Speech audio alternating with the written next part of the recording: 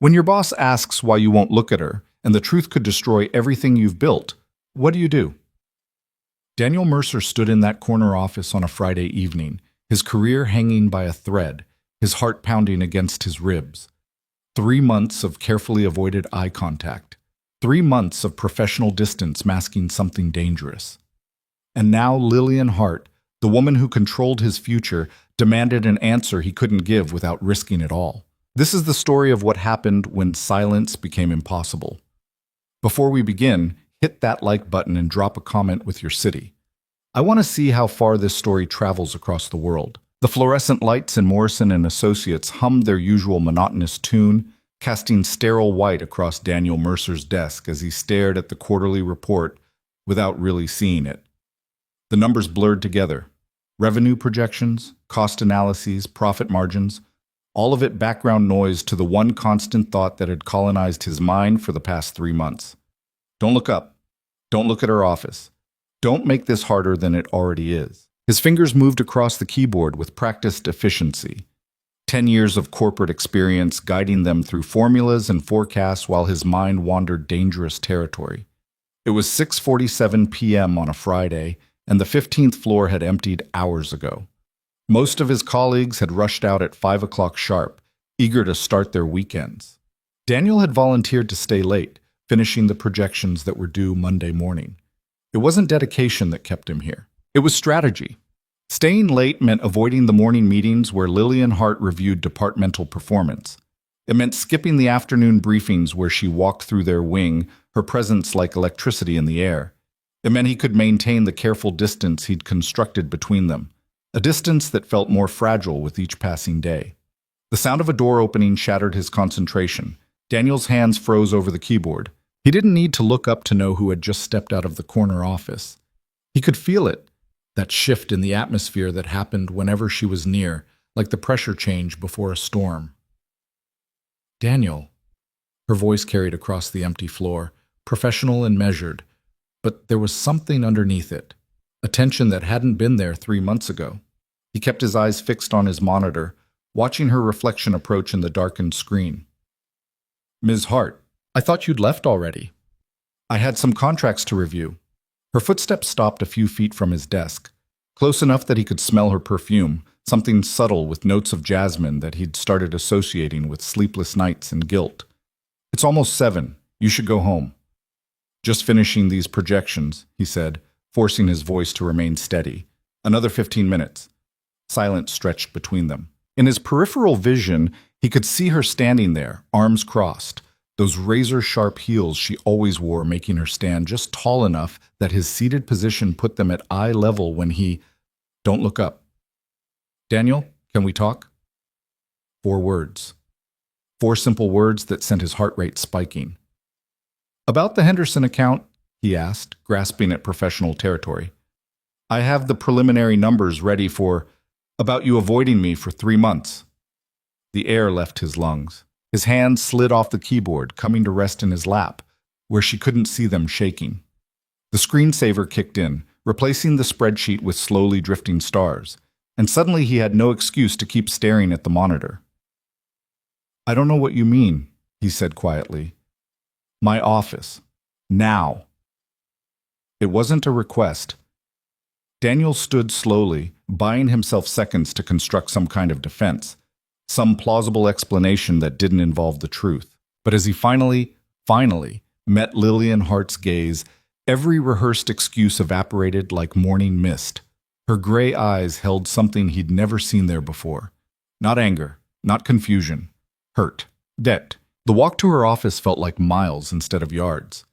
Daniel's mind raced through the past 3 months, cataloging every interaction, every carefully maintained boundary, every moment he'd engineered to avoid exactly this confrontation. It had started innocuously enough. A company mixer in November, the annual pre-holiday gathering where management pretended to be human and employees pretended to enjoy cheap wine and cheaper conversation. Daniel had attended out of obligation, planning to make an appearance, shake a few hands, and escape home to relieve his sister from babysitting duty. He'd been standing by the windows overlooking the city when Lillian Hart had approached, 2 glasses of wine in hand. You look like you'd rather be anywhere else, she'd said, offering him a glass. Is it that obvious? Only to someone who feels exactly the same way. She'd smiled then. Not the corporate smile she wore in meetings, but something real and slightly melancholic. I'm Lillian Hart, your Daniel Mercer from Strategic Planning. You know my name? I know everyone's name, it's my job. She gestured to the crowd behind them, though sometimes I wish it wasn't. They'd talked for an hour, not about work, not about quarterly targets or corporate strategy. She'd asked about his son, 8-year-old Jake, who was currently obsessed with dinosaurs and convinced he'd discovered a new species in their backyard. Daniel had asked about her late husband, gently, and she'd surprised him by answering honestly. It's been 2 years, she'd said, staring out at the city lights. Everyone expects you to move on, to be back to normal by now. But what they don't understand is that normal disappeared with him. You're just creating a new version of it, and it never quite fits right. Daniel had understood completely. His wife hadn't died, but she'd left when Jake was 3, deciding motherhood wasn't what she wanted after all. 5 years of single parenthood had taught him exactly what Lillian meant about creating new normals that never quite fit. That conversation should have ended when the mixer did. Instead, it had continued into weekly coffee runs that turned into lunch meetings that somehow shifted from professional to personal without either of them quite noticing when the line blurred. Until the morning Daniel had walked into a strategy session, seen Lillian presenting at the front of the room, and felt his stomach drop as he realized the truth. He wasn't just enjoying their friendship anymore. He was looking forward to seeing her with an intensity that terrified him. He was thinking about her during his commute, during his son's soccer practice, during the quiet hours after Jake fell asleep when the house felt too empty. He was falling for his boss, and that realization had triggered 3 months of self-imposed exile. Lillian's office was corner real estate. Windows on 2 walls offering a panoramic view of the city transitioning from day to night. The skyline glittered against the deepening blue of twilight, countless office windows illuminated like earthbound stars. She closed the door behind them, and Daniel felt the click reverberate through his chest. Sit, she said, moving around her mahogany desk. I'd rather stand. Daniel, if this is about my performance, he interrupted, desperation making him reckless. The Henderson projections will be ready Monday morning, and the quarterly analysis is ahead of schedule. I know I've been less visible lately, but the work speaks for, why won't you look at me? The question hit him like a physical blow. He stood there, 6 feet from her desk, hands shoved in his pockets to hide their trembling. Outside, a plane's lights drifted across the darkening sky. Inside, silence pressed down like a weight. I look at you, he said weakly. No, you don't. Lillian's voice was quiet now, controlled, but something raw edged beneath it. 3 months ago, we were friends. We talked. We laughed. You looked at me like I was a person, not just your department head. She paused, and he could hear her breathing, measured but slightly too quick. Now you can barely stand to be in the same room. You avoid morning meetings. You skip the Thursday briefings. When we pass in the hallway, you find somewhere else to be. I've been busy with, don't. The single word cut through his excuse. Don't insult me with professional justifications. I want the truth, Daniel. Did I do something? Say something? Because I've spent 3 months trying to figure out what I did to make you pull away. And I can't.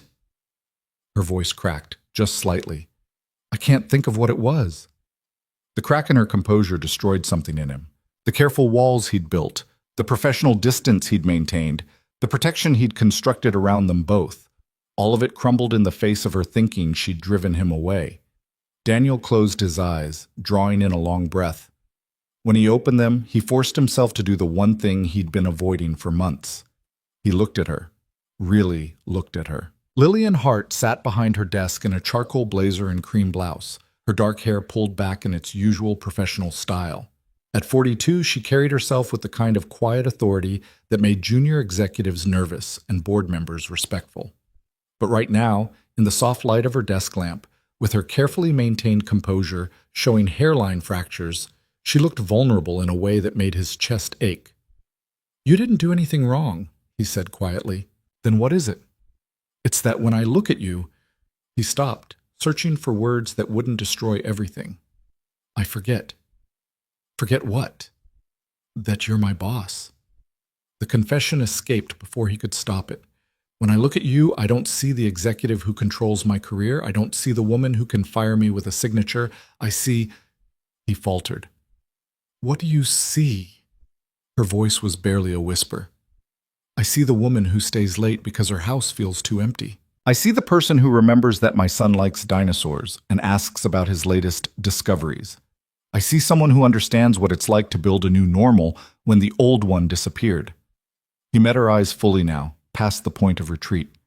I see someone who makes me feel alive again after years of just surviving. And that terrifies me, Lillian, because feeling that way about your boss is a catastrophically bad idea. The confession hung in the air between them, irreversible and raw. Lillian didn't move, didn't speak. The only sound was the soft hum of the building's ventilation system and the distant wail of a siren somewhere in the city below. Finally, she stood, moving around the desk with careful, measured steps. She stopped a few feet away, close enough that Daniel could see the rapid pulse at her throat. "Do you know why I asked you to stay after the mixer that night?" she asked. He shook his head, not trusting his voice. "Because for 2 hours I'd been watching you check your phone, counting down the minutes until you could leave. And I recognized that look, that need to escape from forced cheerfulness into something real." She paused. "I thought maybe we could escape together just for a conversation, something genuine in a sea of corporate performance." "Lillian, I'm not finished." Her gray eyes held his. "You think you're the only one who's been terrified for 3 months? When you started avoiding me, I told myself it was for the best. We'd gotten too comfortable, too familiar. The boundaries were blurring, and someone needed to restore them. I convinced myself you were being smart, professional, protecting us both." Her voice dropped. "But the truth is, I missed you. I missed our conversations. I missed having someone who saw past the executive armor to the person underneath. And I hated myself for missing it because feeling that way about someone who works for me is a catastrophically bad idea," Daniel finished softly. Yes, the word was barely audible. They stood there, 3 feet of charged air between them, both afraid to move closer and unable to step back. "What do we do?" Daniel asked. Before Lillian could answer, her phone buzzed on the desk. Then his buzzed in his pocket. The synchronization was eerie, ominous. Lillian reached for her phone, and Daniel watched her expression shift from vulnerable to guarded in an instant. The executive mask slammed back into place, but not before he saw the flash of fear. "What is it?" he asked. She looked up at him, and in that moment, he knew whatever fragile hope had just bloomed between them was about to be crushed. "It's an email from Human Resources," she said quietly. "There's been an anonymous complaint about inappropriate conduct between a senior executive and a direct report. They're requesting formal interviews." She paused, her knuckles white around the phone. "Starting Monday morning." The descent from hope to dread happened in the space of a heartbeat. Daniel pulled out his own phone, confirming what he already knew. The same email, same corporate language, same implications that felt like a noose tightening around his career.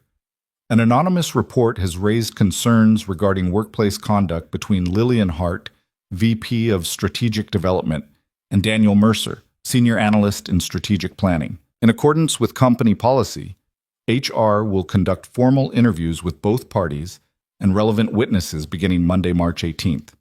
Until this investigation concludes, both parties are advised to limit professional interactions to essential business communication only. "Who would report this?" Daniel said, more to himself than to her. There's nothing to report. We've been careful. Too careful." Lillian was already moving, her mind shifting into crisis management mode. "It doesn't matter if there's nothing concrete. Perception is enough. Someone saw us having coffee too many times, or noticed that we talked more than strictly necessary, or simply decided that any relationship between a VP and an analyst was worth investigating. This is my fault." Daniel ran a hand through his hair, panic clawing at his throat. "I should have been more distant, more—" "This is no one's fault," Lillian interrupted sharply. "We haven't broken any rules. We haven't crossed any lines. But we wanted to."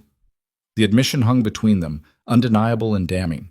Lillian sank back against her desk, the executive armor cracking again. "Wanting isn't a crime." In this situation, it might as well be.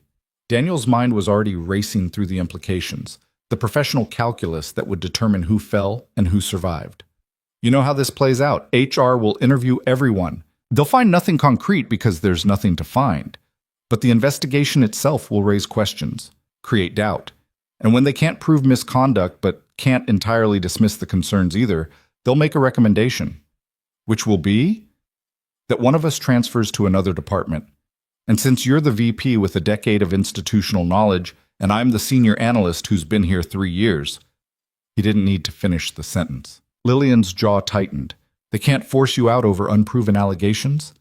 They won't have to force anything. They'll make it clear that my continued presence creates an uncomfortable situation. They'll suggest that a fresh start would be best for everyone. And technically, they'll be right. The bitterness in his voice surprised him. I'm a single father, Lillian. I can't afford to be unemployed while I fight a battle I'll probably lose anyway. So you'll just quit? I'll do whatever I have to do to make sure my son has a roof over his head and food on the table. He met her eyes. Even if that means walking away from... He stopped, unable to finish. From what? She pressed. From the first person who's made me feel like myself again in 5 years. The confession stripped away any remaining pretense. They stood there in her office, the city lights casting long shadows across the floor, both knowing that Monday morning would begin a process that would tear apart whatever they'd almost had. Lillian pushed off from the desk, closing the distance between them until she was standing close enough that Daniel could see the gold flecks in her gray eyes. I won't let you fall alone, she said fiercely. If this costs you your job, I'll fight it. I'll go to the CEO myself. I'll say, and destroy your own career in the process? Daniel shook his head. You've worked too hard, sacrificed too much to get where you are. I won't let you burn it all down for something that was never even allowed to begin. Don't I get a say in what I'm willing to risk? Not when the risk is everything you've built. Lillian's hand came up, hovering near his face but not quite touching. You don't get to make that choice for me. Someone has to be rational here. Rational? Her laugh was hollow. We're standing in my office after hours, having confessed feelings we shouldn't have, facing an investigation that could ruin us both. And you want to talk about rationale? Her hand dropped. Maybe I'm tired of being rational. Maybe I'm tired of choosing safety over living. Lillian, my husband died in a stupid random car accident on an ordinary Tuesday afternoon, she said, her voice intense. One moment he was texting me about dinner, the next he was gone. And you know what I learned? That you can do everything right, follow all the rules, make all the safe choices, and lose everything anyway. Her eyes glistened. So maybe I don't want to make the safe choice this time. Daniel felt something crack open in his chest. What are you saying? I'm saying that Monday morning, when HR calls us in for those interviews, I'm going to tell them the truth. Which truth? All of it. That we became friends. That those friendships developed into something more, that we haven't acted on it because we knew the professional implications, and that I'm requesting a voluntary departmental transfer to eliminate the conflict of interest. Daniel stared at her. You'd give up your position? I'd request a lateral move to a different division. Same company, different reporting structure. She smiled slightly. It's not giving up. It's choosing a different path. They might not approve it. Then we fight harder. Her voice was steel wrapped in silk. But I'm not hiding anymore, Daniel. I'm not pretending these feelings don't exist just because they're inconvenient. I did that once already. Spent the last 2 years pretending I was fine, that I didn't need anything or anyone, that work was enough. And it was slowly killing me until you walked into that mixer and reminded me what it felt like to actually connect with another human being. Hope and terror warred in Daniel's chest. If we do this, if we actually try, we could lose everything. We could, Lillian agreed. Or we could gain something neither of us expected to find again. Before Daniel could respond, footsteps echoed in the hallway outside. Both of them froze. Sudden awareness of how this would look crashing over them. Alone in her office after hours, standing too close, having a conversation that was definitely not about quarterly projections. The footsteps slowed, stopped outside the door. A knock shattered the tension. Lillian stepped back, professional distance snapping into place like armor. Come in. The door opened to reveal Marcus Chen, the company's CEO. At 58, Marcus carried himself with the kind of easy authority that came from 30 years of climbing corporate ladders and surviving every attempt to push him off. His gray suit was perfectly tailored, his expression carefully neutral. Lillian, Daniel. He nodded to each of them. I'm glad I caught you both. Daniel's stomach dropped. Of course Marcus would know. The anonymous complaint would have crossed his desk first, probably within minutes of being filed. Marcus, Lillian said smoothly, her voice betraying nothing. We were just finishing up some projections for Monday. At 7:30 on a Friday night? Marcus's eyebrow raised slightly. Your dedication is admirable. He stepped fully into the office, closing the door behind him with a soft click that felt ominous. But I suspect we both know I'm not here about projections. Silence settled over the room like dust. Marcus moved to the windows, hands clasped behind his back as he studied the city below. I received an interesting email this evening. An anonymous complaint alleging inappropriate conduct between a vice president and a senior analyst in her department. He turned to face them. I'm assuming you've both received notification of the investigation? Yes, Lillian said, just a few minutes ago. And I suppose you're both preparing your defenses, constructing professional explanations, maybe even considering resignation to avoid the mess? He watched them both carefully. Am I close? Daniel said nothing, unwilling to confirm or deny while his boss's boss stood 3 feet away. Marcus sighed. Let me tell you a story. 20 years ago, I was a divisional director, ambitious and hungry for the next promotion. There was a woman in my department, brilliant, creative, someone who challenged me to think differently. We became close, too close by corporate standards. And when rumors started, I made what I thought was the smart choice. He paused. I transferred to another office, across the country. Eliminated the conflict of interest completely. That sounds like the right decision, Lillian said carefully. It was the safe decision, Marcus corrected, but it wasn't the right one, because in choosing my career over the possibility of something real, I lost both. The transfer derailed my momentum, new city, new colleagues, starting over, and I lost her because distance and time and career ambitions eventually killed what we'd started. He met Daniel's eyes. She married someone else, had a family, built a life, and I've spent 20 years wondering what would have happened if I'd been brave enough to fight for it instead of running away. The confession hung in the air, unexpected and deeply personal. Why are you telling us this? Daniel asked quietly. Because I see you making the same choice I did. I see you preparing to sacrifice something real for something safe. Marcus moved back toward them. And I'm here to offer you a third option. Which is? Lillian's voice was carefully controlled. Daniel, how would you feel about a promotion? The question came out of nowhere, disorienting in its unexpectedness. What? We have an opening in the data analytics division. It's a director-level position, significant step up from senior analyst. The role reports directly to me, not to strategic development. Marcus looked between them. If Daniel accepts, there's no conflict of interest. He's in a different division, different reporting structure, different department head entirely. Hope sparked in Daniel's chest, dangerous and fragile. You're offering me a promotion to eliminate the investigation. I'm offering you a promotion because you're qualified for it and because it solves multiple problems elegantly. Marcus's expression was unreadable. The anonymous complaint becomes moot if the professional relationship no longer exists. HR closes the investigation before it really begins, and you both get to keep your careers intact. And our personal relationship? Lillian asked. That's between you two and whatever company policies govern interdepartmental relationships, which, I might add, are considerably less restrictive than those governing direct reporting relationships. Marcus moved toward the door, then paused. The offer stands until Monday morning. If you accept, we'll make the announcement first thing, effective immediately. The investigation disappears like it never happened. Just like that? Daniel couldn't keep the skepticism from his voice. Just like that. Marcus opened the door, then looked back. But understand something. I'm not doing this to be romantic or because I believe in love conquering all. I'm doing it because I've watched both of you work for years. You're talented, dedicated, and valuable to this company. Losing either of you over an anonymous complaint based on perception rather than misconduct would be a waste of resources I'm not willing to accept. He paused. What you do with the opportunity is up to you, but at least you'll have the choice I never got. He left, closing the door with a soft click.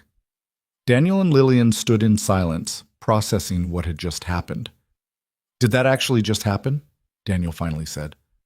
I think so. But Lillian moved to her desk, sinking into her chair like her legs could no longer support her. Marcus Chen just offered you a promotion to save us both. It sounds too good to be true. Maybe. Or maybe it's exactly what he said, a practical solution to a resource problem. She looked up at him. The question is, do you want it? Daniel thought about Jake, about the stability this promotion would provide. A director-level salary would mean better schools, college savings, maybe even a house instead of their small apartment. It would mean security for his son, but it would also mean accepting a solution that felt like charity, like being rescued instead of fighting his own battles. I don't want to be saved because the CEO feels guilty about his own past, he said. Then think of it differently. Lillian stood again, moving around the desk to stand before him. Think of it as the universe offering you a path forward instead of a dead end. You're qualified for the position. Marcus wasn't lying about that. You've been handling director-level work for the past year anyway. While reporting to you, which is exactly why this works, you've already proven you can handle the responsibility.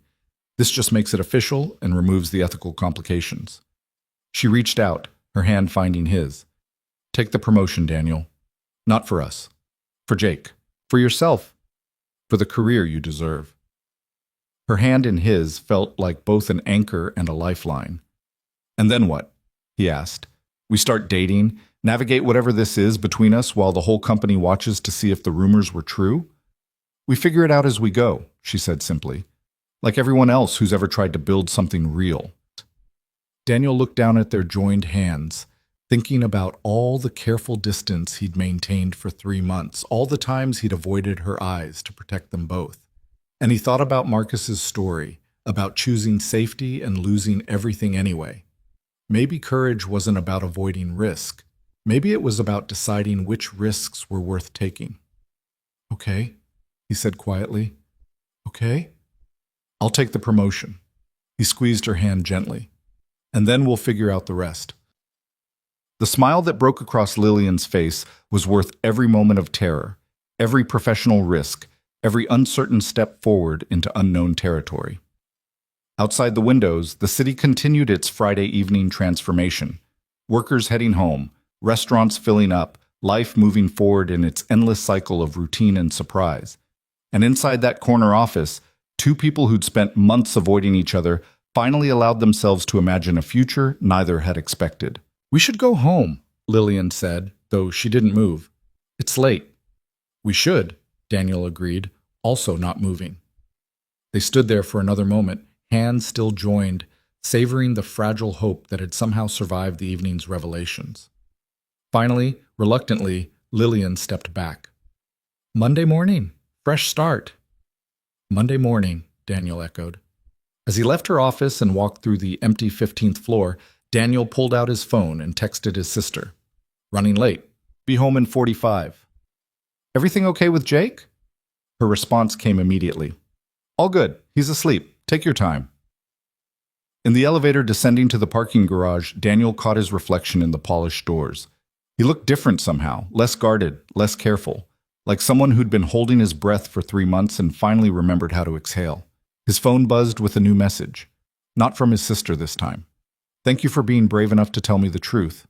Bus L, he typed back. Thank you for not letting me run away from it. The elevator doors opened to the garage, and Daniel stepped out into the cool March evening. Somewhere above him, Lillian was probably still in her office, organizing her thoughts for Monday's announcement. Somewhere across town, Jake was sleeping in his dinosaur-themed bedroom, dreaming whatever 8-year-olds dreamed about. And somewhere in the uncertain space between now and Monday morning, Daniel's life was about to change in ways he couldn't fully predict, but was finally ready to embrace. He slid into his car, started the engine, and headed home to his son, carrying with him the weight and wonder of a confession that had somehow survived its own destruction. The weekend ahead would be sleepless, anxious, full of second-guessing and what-ifs. But underneath the anxiety, there was something else. Possibility. The chance to build something real instead of hiding from it. As Daniel merged onto the highway, his phone lit up with one more message. Sleep well, Daniel. Monday, we start fighting for this. Together. L. He smiled despite himself, despite everything, and drove home through the Friday night traffic with a lightness in his chest he hadn't felt in months. Behind him, the Morrison and Associates building stood against the night sky, its windows glowing with the lives and decisions of everyone still working late. And on the 15th floor, in a corner office with 2 walls of windows, Lillian Hart stood looking out at the city and wondering what Monday morning would bring. Whatever it was, she wouldn't face it alone. And neither would he. The weekend descended on Daniel like a slow-motion storm, beautiful and terrifying in equal measure. Saturday morning found him in the kitchen at 6 a.m., unable to sleep, staring at coffee he'd forgotten to drink while his mind replayed every word of Friday night's conversation. Dad, you're doing the staring thing again. Daniel blinked, finding Jake already dressed in his soccer uniform, cleats dangling from one hand. 8 years old and already too perceptive for his own good. Sorry, buddy. Just thinking about work stuff. Is work stuff why you smiled at your phone like 17 times last night? Jake grabbed a banana from the counter. Aunt Sarah said you were acting weird. Your aunt talks too much. She also said you probably met a girl. Jake made a face like he'd tasted something sour. Which is gross, but whatever makes you less boring, I guess. Daniel couldn't help but laugh. I'm boring? You watch documentaries about tax law, Dad, for fun. Jake stuffed half the banana in his mouth. That's like definition of boring. Those documentaries are fascinating. See? Boring. Jake grabbed his water bottle. Come on, we're going to be late. Coach hates it when we're late. The soccer field was chaos, as always, 28-year-olds running in approximately the same direction while parents shouted encouragement from the sidelines. Daniel found his usual spot on the bleachers, coffee finally in hand, watching Jake sprint after the ball with the kind of fearless enthusiasm that only children possessed. His phone buzzed. How's your morning? L. He stared at the message, that same smile Jake had called out creeping across his face. 3 months of carefully maintained distance, and now they were texting on Saturday morning like it was the most natural thing in the world. Watching my son play soccer. Yours. Pretending to review contracts while actually wondering if Monday will be a disaster. Cold feet? The response took longer this time. Daniel watched Jake score a goal, pumping his small fists in celebration before his phone lit up again. Terrified feet. But not cold ones. You? Same. Jake just called me boring, which is apparently what happens when you watch tax documentaries. You watch tax documentaries? They're surprisingly interesting. Daniel, I'm reconsidering everything. He laughed out loud, earning curious looks from nearby parents. His phone buzzed again. Kidding.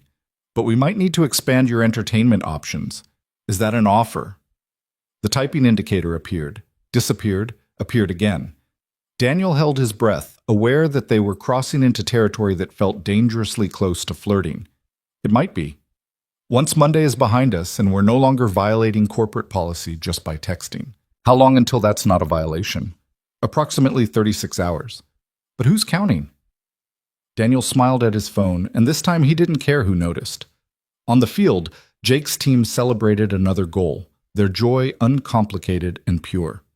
Daniel wished adult life could be that simple. See the goal, chase it, celebrate when you score. Instead, it was texting the woman you were falling for while calculating the professional and personal risks of every word. Your kid's got good footwork.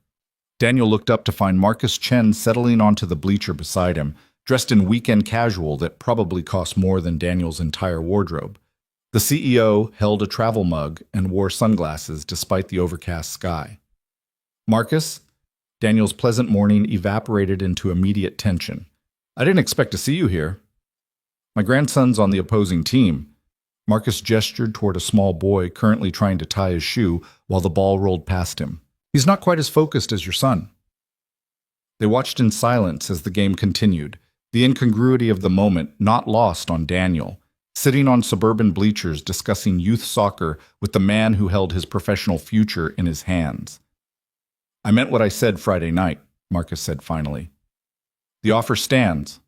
No strings, no hidden conditions. You're qualified for the position regardless of personal circumstances. With respect, sir, the timing makes that hard to believe." "Fair enough." Marcus took a long sip of coffee. "Let me be more direct then. I've been watching you for the past year, Daniel. The Henderson analysis you put together saved us from a merger that would have cratered our stock price. The market expansion strategy you proposed, the one Lillian presented to the board because you didn't have the seniority to present it yourself, that's generating real revenue now." Daniel said nothing, unsure where this was going. "You're talented, you work harder than people twice your salary, and you do it all while being a single parent." Marcus paused. "That kind of dedication and capability doesn't come along often. I'd be an idiot to lose it over an anonymous complaint that amounts to absolutely nothing." "It's not nothing if it damages Lillian's reputation. Lillian's reputation is built on 15 years of exceptional performance. An investigation that finds no wrongdoing isn't going to change that." Marcus turned to look at him directly. "But your defensiveness about her reputation tells me everything I need to know about whether the anonymous complaint had any basis in reality." Daniel's stomach dropped. "Sir, relax, I don't care." Marcus returned his attention to the game. "What I care about is that you're both valuable assets to this company, and I'm not about to let corporate policy kill something that could benefit everyone involved, professionally and personally." "You're saying you approve?" "I'm saying I'm giving you both the tools to navigate this without destroying your careers. What you do with those tools is up to you." His grandson finally got his shoe tied and immediately tripped over it. Marcus winced. "But if you're asking my personal opinion, life's too short to let fear make your decisions." Jake scored another goal, and Daniel automatically cheered, his mind still processing Marcus's words. "Monday morning, 8 a.m., we'll make the announcement," Marcus continued. "You'll have the weekend to decide if you're accepting." "But Daniel?" He stood, brushing imaginary dust from his slacks. "Don't let my story scare you into making the same mistake I did. Sometimes the brave choice is also the right one." He walked away toward the other team's sideline, leaving Daniel alone with his thoughts and a soccer game he was no longer fully watching. His phone buzzed again. "Everything okay?" "You went quiet." Daniel looked at the message, thought about Marcus's unexpected appearance, about the choice waiting for him Monday morning. "Everything's fine, better than fine, actually. I'll explain later." Cryptic. "But okay. Enjoy the game." He pocketed his phone and forced himself to focus on Jake, who was currently doing some kind of victory dance that involved far too much hip movement for an 8-year-old. Normal life, simple joys, the present moment instead of the uncertain future. But underneath it all, a certainty was building. He was going to accept the promotion, and whatever came after, he and Lillian would face it together. The game ended with Jake's team winning by 3 goals. In the parking lot afterward, Jake chattering about his performance while demolishing a post-game snack, Daniel made a decision. "Hey buddy, how would you feel about going out for dinner tonight? Somewhere nice?" Jake looked suspicious. "Like restaurant nice or dad thinks pizza is nice? Restaurant nice. Are you dying?" "What? No. Because you never want to go to nice places. You always say they're overpriced and we can make better food at home." Jake studied him with unsettling intensity. "So either you're dying or something big happened." "Something big happened," Daniel admitted. "But good big, and I want to celebrate with you." "Does good big mean more money?" "Potentially." "Then I want the place with the fancy mac and cheese." Jake grinned. "And dessert." "Deal." That evening, dressed in the closest thing to formal wear they owned, Daniel and Jake sat in a restaurant that definitely qualified as overpriced. But watching his son's eyes light up at the menu options, seeing him try to use his napkin properly because the setting demanded it, Daniel felt something settle in his chest. This was what the promotion would mean. Not just better finances, but the ability to give Jake experiences beyond their careful budget. Soccer camps instead of just rec league. Summer vacations that weren't just visiting Aunt Sarah. Maybe even a house with a yard where Jake could actually discover a new dinosaur species instead of pretending in their apartment complex's sad strip of grass. "So what's the big news?" Jake asked around a mouthful of the fancy mac and cheese that cost more than Daniel wanted to think about. I might be getting a promotion at work. A big one. Does that mean you'll be gone more? The question hit harder than Daniel expected. Nobody. Same hours, just different responsibilities. And better pay. Good. Because you're already gone a lot. Jake said it matter-of-factly, without accusation, which somehow made it worse. But if you're happy, I'm happy. You've been kind of sad-looking lately. I haven't been sad. Yeah, you have. You get this look when you think I'm not watching, like you're somewhere else in your head. Jake speared another piece of pasta. But last night you didn't have that look. You looked like you used to before Mom left. Daniel's throat tightened. They didn't talk about his ex-wife often. She'd made her choice clear when she signed away custody without a fight. Sending birthday cards twice a year like that fulfilled some maternal obligation. You remember that? Daniel asked quietly. I remember you laughing more, playing more. Jake shrugged with the emotional intelligence that sometimes caught Daniel off guard. If the promotion makes you laugh like that again, then it's good. It's not just the promotion, Jake. Is it the girl Aunt Sarah thinks you met? There was no point in lying to a kid who already knew. Maybe. Is she nice? Very nice. Does she like dinosaurs? I don't know, but I'll ask. Okay then. Jake returned to his mac and cheese with the kind of single-minded focus usually reserved for video games. Just don't get weird about it. Adults get so weird when they like each other. Daniel laughed, the sound surprising him with its genuine happiness. I'll try not to get weird. Too late. You're already wearing nice pants. That's pretty weird. The rest of dinner passed in easy conversation about school, soccer, Jake's upcoming science project on velociraptors. Normal father-son stuff that grounded Daniel in what really mattered. The promotion, Lillian, all of it was important. But this, sitting across from his kid in overpriced restaurant lighting, this was everything. Later that night, after Jake was asleep and the apartment was quiet, Daniel found himself on the couch with his laptop, supposedly reviewing the director position's job description, but actually just staring at his phone. It buzzed at 10:47 p.m. Still awake? L. Unfortunately, you can't sleep. Keep thinking about Monday. Same. Took Jake to dinner to celebrate something that hasn't happened yet. How'd he take the news? Asked if I was dying, then demanded fancy mac and cheese. Smart kid. Too smart sometimes. He also asked about you. The typing indicator appeared and disappeared several times. What did you tell him? That you're very nice and I'd ask if you like dinosaurs. Is that a deal breaker? If I don't like dinosaurs? Might be. Jake takes paleontology very seriously. Then for the record, I find dinosaurs fascinating and think velociraptors are underrated. You just made an 8-year-old's approval list. Good to know I'm meeting important standards. Daniel smiled at his phone, feeling the same lightness he'd felt in the restaurant. This easy banter, this comfortable back and forth. It was what he'd missed for 3 months, what he'd given up trying to maintain professional distance. Can I ask you something? L. Anything. Are you scared?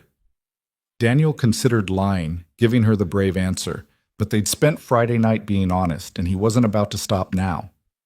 Terrified. You? Beyond terrified. I keep thinking about all the ways this could go wrong, and I'm doing it anyway, which is either brave or stupid. Maybe both. Probably both. But I'd rather be brave and stupid with you than safe and alone. Daniel read the message 3 times, his heart doing complicated things in his chest. That might be the best argument for terrible decisions I've ever heard. I have a gift for justifying questionable choices. Is that what I am? A questionable choice? The response came immediately. You're the best choice I've made in years. The circumstances are questionable. You're not. Daniel stared at the words, feeling something shift and settle in him. All weekend, he'd been circling around the decision, weighing pros and cons, calculating risks. But Lillian's message cut through all of it with simple clarity. Monday, 8 a.m. I'm accepting the promotion. And then we're doing this properly. Properly meaning? Meaning I'm taking you to dinner somewhere that serves more than tax law conversations and fear. Is that a date, Director Mercer? That's absolutely a date, Ms. Hart. I'll have to check my schedule. Liar. Okay, fine. I'll clear my schedule. They texted until midnight about nothing and everything, movies they'd been meaning to watch, restaurants they'd always wanted to try, the mundane details of their lives that felt profound in the sharing. Daniel told her about Jake's science project and his nephew's soccer skills. Lillian told him about the book she'd been trying to finish for 6 months and her failed attempts at gardening. It was normal and wonderful and terrifying because it all rested on Monday morning going exactly as planned. Sunday morning arrived with rain drumming against the windows. Jake had a friend's birthday party at noon, giving Daniel the morning to himself. He should have been reviewing the director position materials, preparing for Monday's announcement. Instead, he found himself driving to Morrison and Associates, using his key card to access the empty Sunday Quiet building. The 15th floor was ghost town silent, just the hum of computers in sleep mode and the distant sound of the building's ventilation. Daniel walked through strategic planning, past his own desk, toward the corner office where this had all started. He found Lillian already there. She stood at her windows in jeans and a sweater, a far cry from her usual executive armor. Her dark hair was down, falling past her shoulders, and she looked younger somehow, more vulnerable.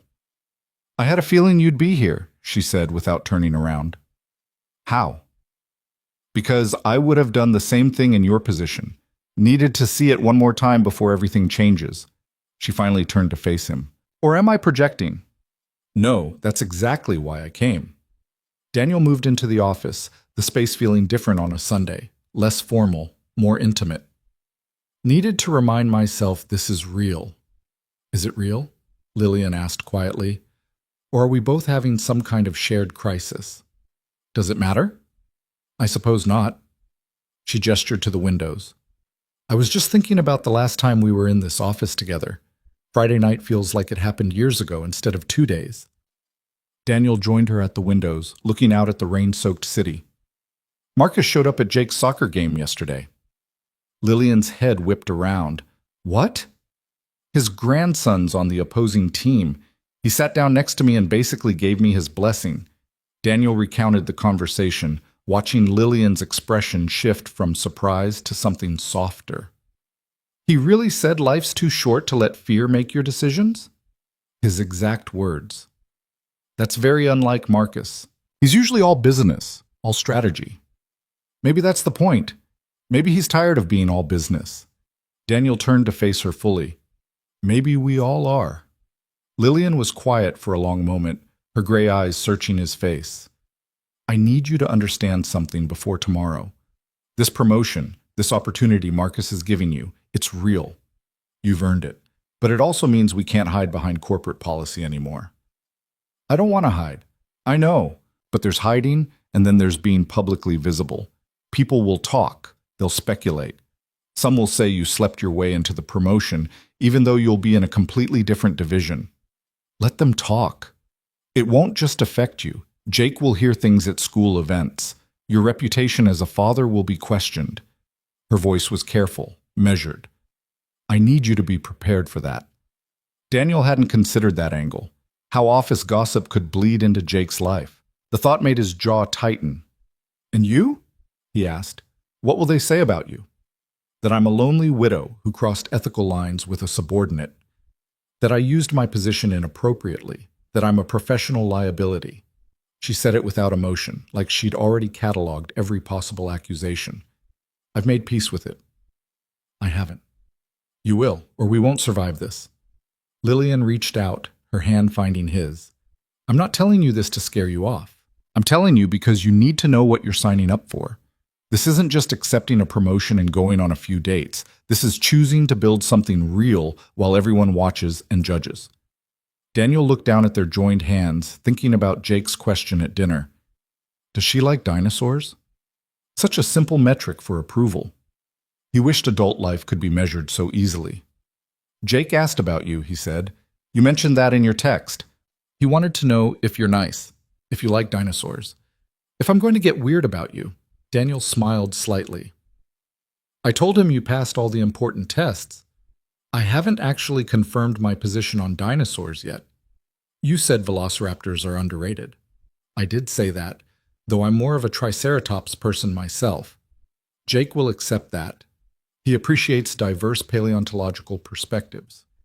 Lillian laughed, and the sound filled the quiet office with something light and real. Are we really having a conversation about dinosaur preferences while deciding whether to blow up our professional lives? Apparently we are. That's very us, isn't it? Mixing the profound with the absurd.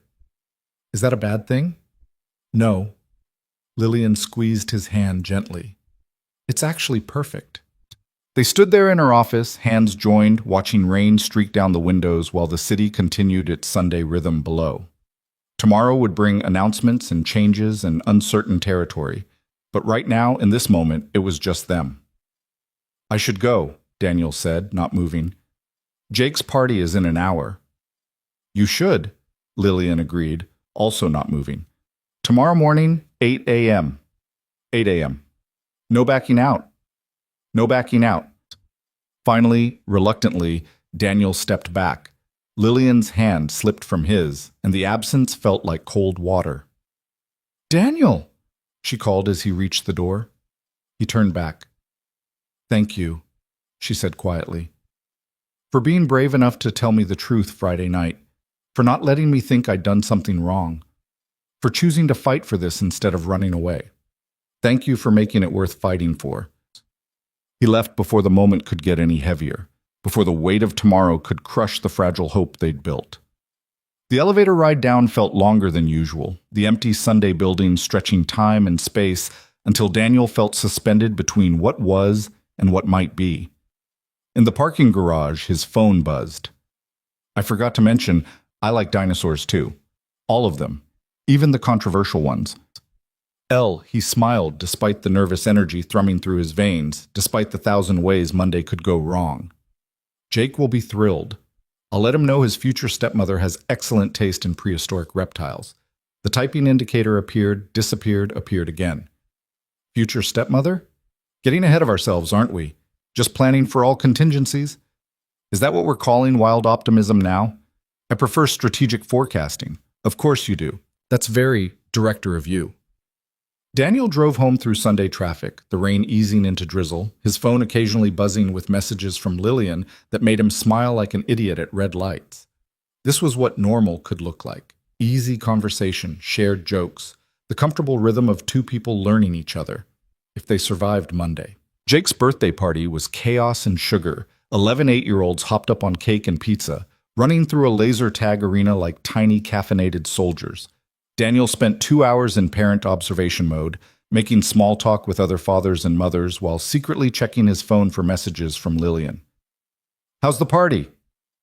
Loud, sticky. Jake just tagged me in the face with a laser gun and called it strategic warfare. Sounds intense. That's one word for it. How's your Sunday? Quiet. Reading contracts and pretending I'm not obsessively checking the clock until tomorrow. Same. Except substitute contracts with watching children destroy things. Want to get coffee after the party? Daniel's heart kicked up. They'd texted all weekend, but actually seeing each other felt different, more real, more like crossing a line they couldn't uncross. Yes, there's a place on Westbrook, small, quiet, unlikely to have anyone from work. Sounds perfect. 3 p.m., I'll be there. The rest of the party passed in a blur of noise and movement. Jake scored the most points, naturally, and spent the car ride home explaining his tactical superiority in excruciating detail. Daniel dropped him at Aunt Sarah's for a few hours, ignoring her knowing look when he said he had an errand to run. The coffee shop was tucked between a used bookstore and a vintage clothing boutique, the kind of place that survived on ambiance and overpriced lattes. Daniel spotted Lillian immediately. She'd claimed a corner table, 2 cups already waiting. I ordered your usual, she said as he sat down. Regular coffee, black, with that judgmental look you get when people order complicated drinks. I don't have a judgmental look. You absolutely do. You had it at the holiday mixer when someone ordered a triple shot caramel macchiato with extra foam. That's not coffee. That's a dessert pretending to be coffee. See? Judgmental. But she was smiling, that real smile that cracked through her executive composure. They sat there in the corner of a coffee shop on a Sunday afternoon, and for the first time in months, Daniel didn't feel the need to maintain careful distance. He looked at her fully, Not stealing glances, not carefully timed eye contact, but actually looking. "This is strange," Lillian said softly. "What is?" "Being able to just sit here, talk, not calculating every word or worrying about who might see us." "We're still calculating a little." "True, but less." She wrapped her hands around her coffee cup. "Tomorrow, after the announcement, this gets easier or exponentially harder. No middle ground. I vote for easier. Optimist. Realist. Marcus is on our side. HR has nothing concrete to investigate. The promotion eliminates the conflict of interest." Daniel ticked off the points on his fingers. Logically, this should work. Since when is love logical? The word hung between them. Love. Neither had said it directly before.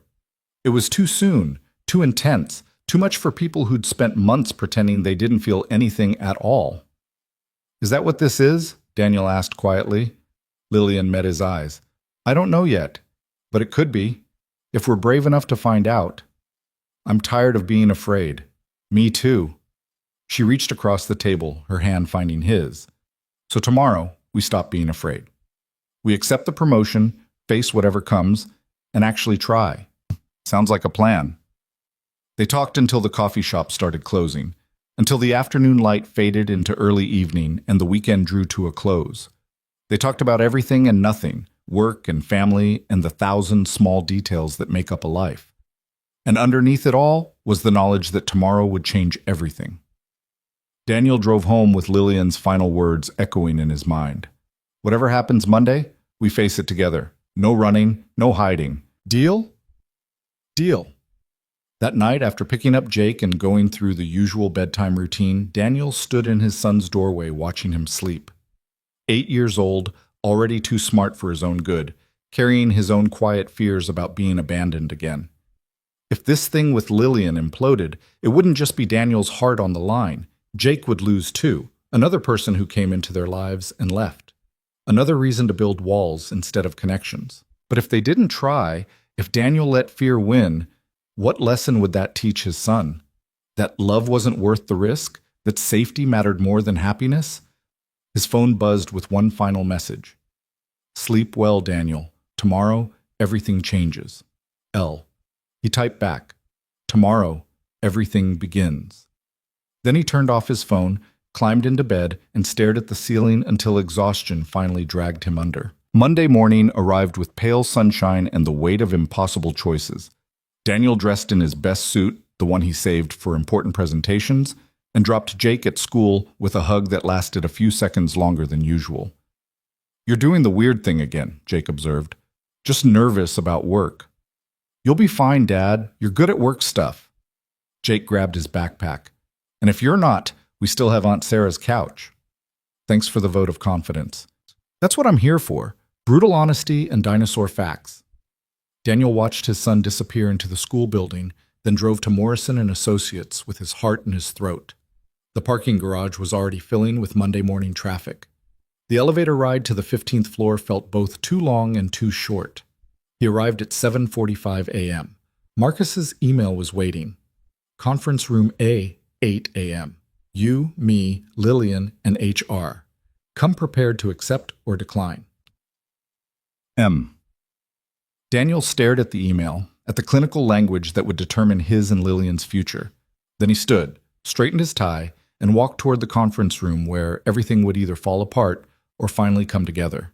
Lillian was already there, back in her executive armor, tailored suit, hair pulled back, every inch the VP of Strategic Development. But when she saw him, her eyes softened just slightly. "Ready?" she asked quietly. "Absolutely not." "Good. Me neither." Marcus entered at exactly 8 a.m., followed by Patricia Owens from HR. The conference room door closed with a soft click that sounded like finality. "Let's get started," Marcus said, his voice carrying the weight of decisions that would echo through all their lives. And Daniel, sitting across from Lillian with his career and his heart laid bare on the table, thought, this is it, no turning back. Patricia Owens settled into her chair with the practiced efficiency of someone who'd conducted 1,000 uncomfortable meetings. She was 50-ish, gray-haired, with the kind of neutral expression that gave nothing away. Her leather portfolio landed on the conference table with a soft thud that felt like a judge's gavel. "Thank you both for coming on such short notice," she began, her voice professionally cordial. "I understand Marcus has briefed you both on the situation." Daniel's hands were folded in his lap, hidden beneath the table where no one could see them shaking. Across from him, Lillian sat with perfect posture, her face carefully blank. Only the slight tension in her jaw betrayed any emotion. "He has," Lillian said, "though I'd like to clarify exactly what situation we're addressing." Patricia opened her portfolio, retrieving a single printed email. "Friday evening, our office received an anonymous complaint alleging inappropriate conduct between yourself and Mr. Mercer. The complainant suggested that your professional relationship had evolved beyond appropriate boundaries." "What specific boundaries?" Daniel heard himself ask, his voice steadier than he felt. "The complaint was vague on specifics," Patricia admitted. "It mentioned frequent private meetings, extended conversations of a personal nature, and what the complainant described as concerning familiarity between a VP and a direct report." "So speculation," Lillian said flatly, "not actual misconduct." "Perception matters, Ms. Hart, particularly at the executive level." Patricia's expression remained neutral. "However, before we proceed with any formal investigation, Marcus has informed me of a proposed organizational change that may render this entire matter moot." All eyes turned to Marcus, who'd remained silent until now. He leaned back in his chair, steepling his fingers in that contemplative way that usually preceded major decisions. "Daniel, I'm offering you the Director of Data Analytics position, effective immediately. The role reports directly to me, completely separate from strategic development. It's a significant promotion with corresponding salary increase and expanded responsibilities." Marcus's gaze was steady, assessing. "The question is whether you're accepting." The moment stretched. Daniel felt Lillian's eyes on him, felt the weight of every choice that had led to this conference room, this impossible decision that was somehow also the easiest one he'd ever made. "I accept," he said clearly. Patricia made a note in her portfolio.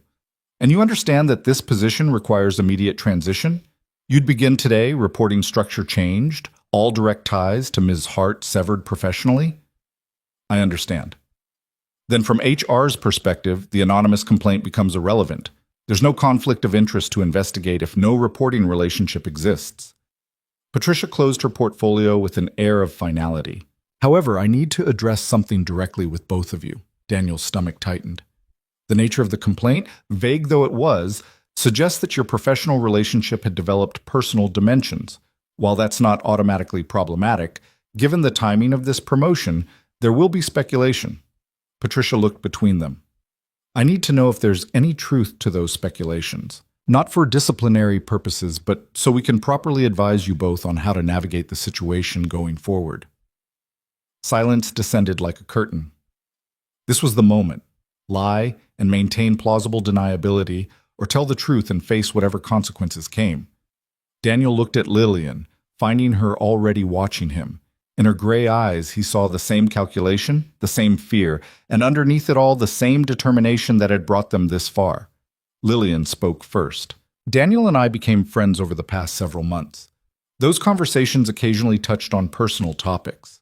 We never acted inappropriately, never violated any company policies, and maintained strictly professional boundaries throughout." She paused, her voice dropping slightly. "But yes, those interactions developed into feelings that extended beyond professional respect." Patricia's expression didn't change, but something shifted in her eyes. Understanding, maybe, or calculation. "And have you acted on those feelings?" she asked. "No," Daniel said firmly. "We recognized the ethical implications and maintained appropriate distance. That's why I avoided—" He stopped himself. "Why you avoided Ms. Hart for 3 months," Patricia finished. "Yes, several people noticed that shift. Some interpreted it as professional friction. Others drew different conclusions." "Who filed the complaint?" Lillian asked suddenly. "Anonymous complaints remain anonymous unless there's evidence of malicious intent. At this point, I see no such evidence." Patricia opened her portfolio again, this time pulling out a different document. "What I do see is 2 professionals who recognized a potential conflict of interest and handled it responsibly by not acting on personal feelings while a direct reporting relationship existed." That's a generous interpretation, Marcus observed. It's the accurate interpretation based on what they've disclosed. Patricia slid the document across to Daniel. This is your new employment contract. Director level, Data Analytics Division. Reporting to Marcus Chen. Sign it, and the investigation closes. The complaint goes in a file marked Resolved through Organizational Restructuring. Daniel stared at the contract, at the salary figure that would change his and Jake's life, at the job title that represented everything he'd been working toward. And after I sign, he asked, what then? Then you and Ms. Hart are two employees in different divisions with no professional conflict of interest. What you do on your personal time is your own business, provided it doesn't interfere with your professional responsibilities or create a hostile work environment. Patricia's expression finally cracked into something almost resembling warmth. I'd recommend discretion for the first few months, given the timing. Let people adjust to the new reporting structure before making any relationship public. But that's advice, not policy. Lillian leaned forward slightly. You're saying we're allowed to pursue a personal relationship? I'm saying that once Daniel signs this contract, there's no company policy preventing two employees in separate divisions from dating. We're not in the business of controlling our employees' personal lives. Patricia glanced at Marcus, though I imagine your CEO has opinions on the matter. Marcus smiled slightly. My opinion is that talented people are hard to find and harder to keep. If personal happiness makes them more productive and committed to this company, then I'm all for it. He looked at Daniel. But Patricia's right about discretion. Give it a few months, let the gossip die down, then do whatever you want. Daniel picked up the pen Patricia had placed beside the contract. His hand was steady now, the shaking replaced by certainty.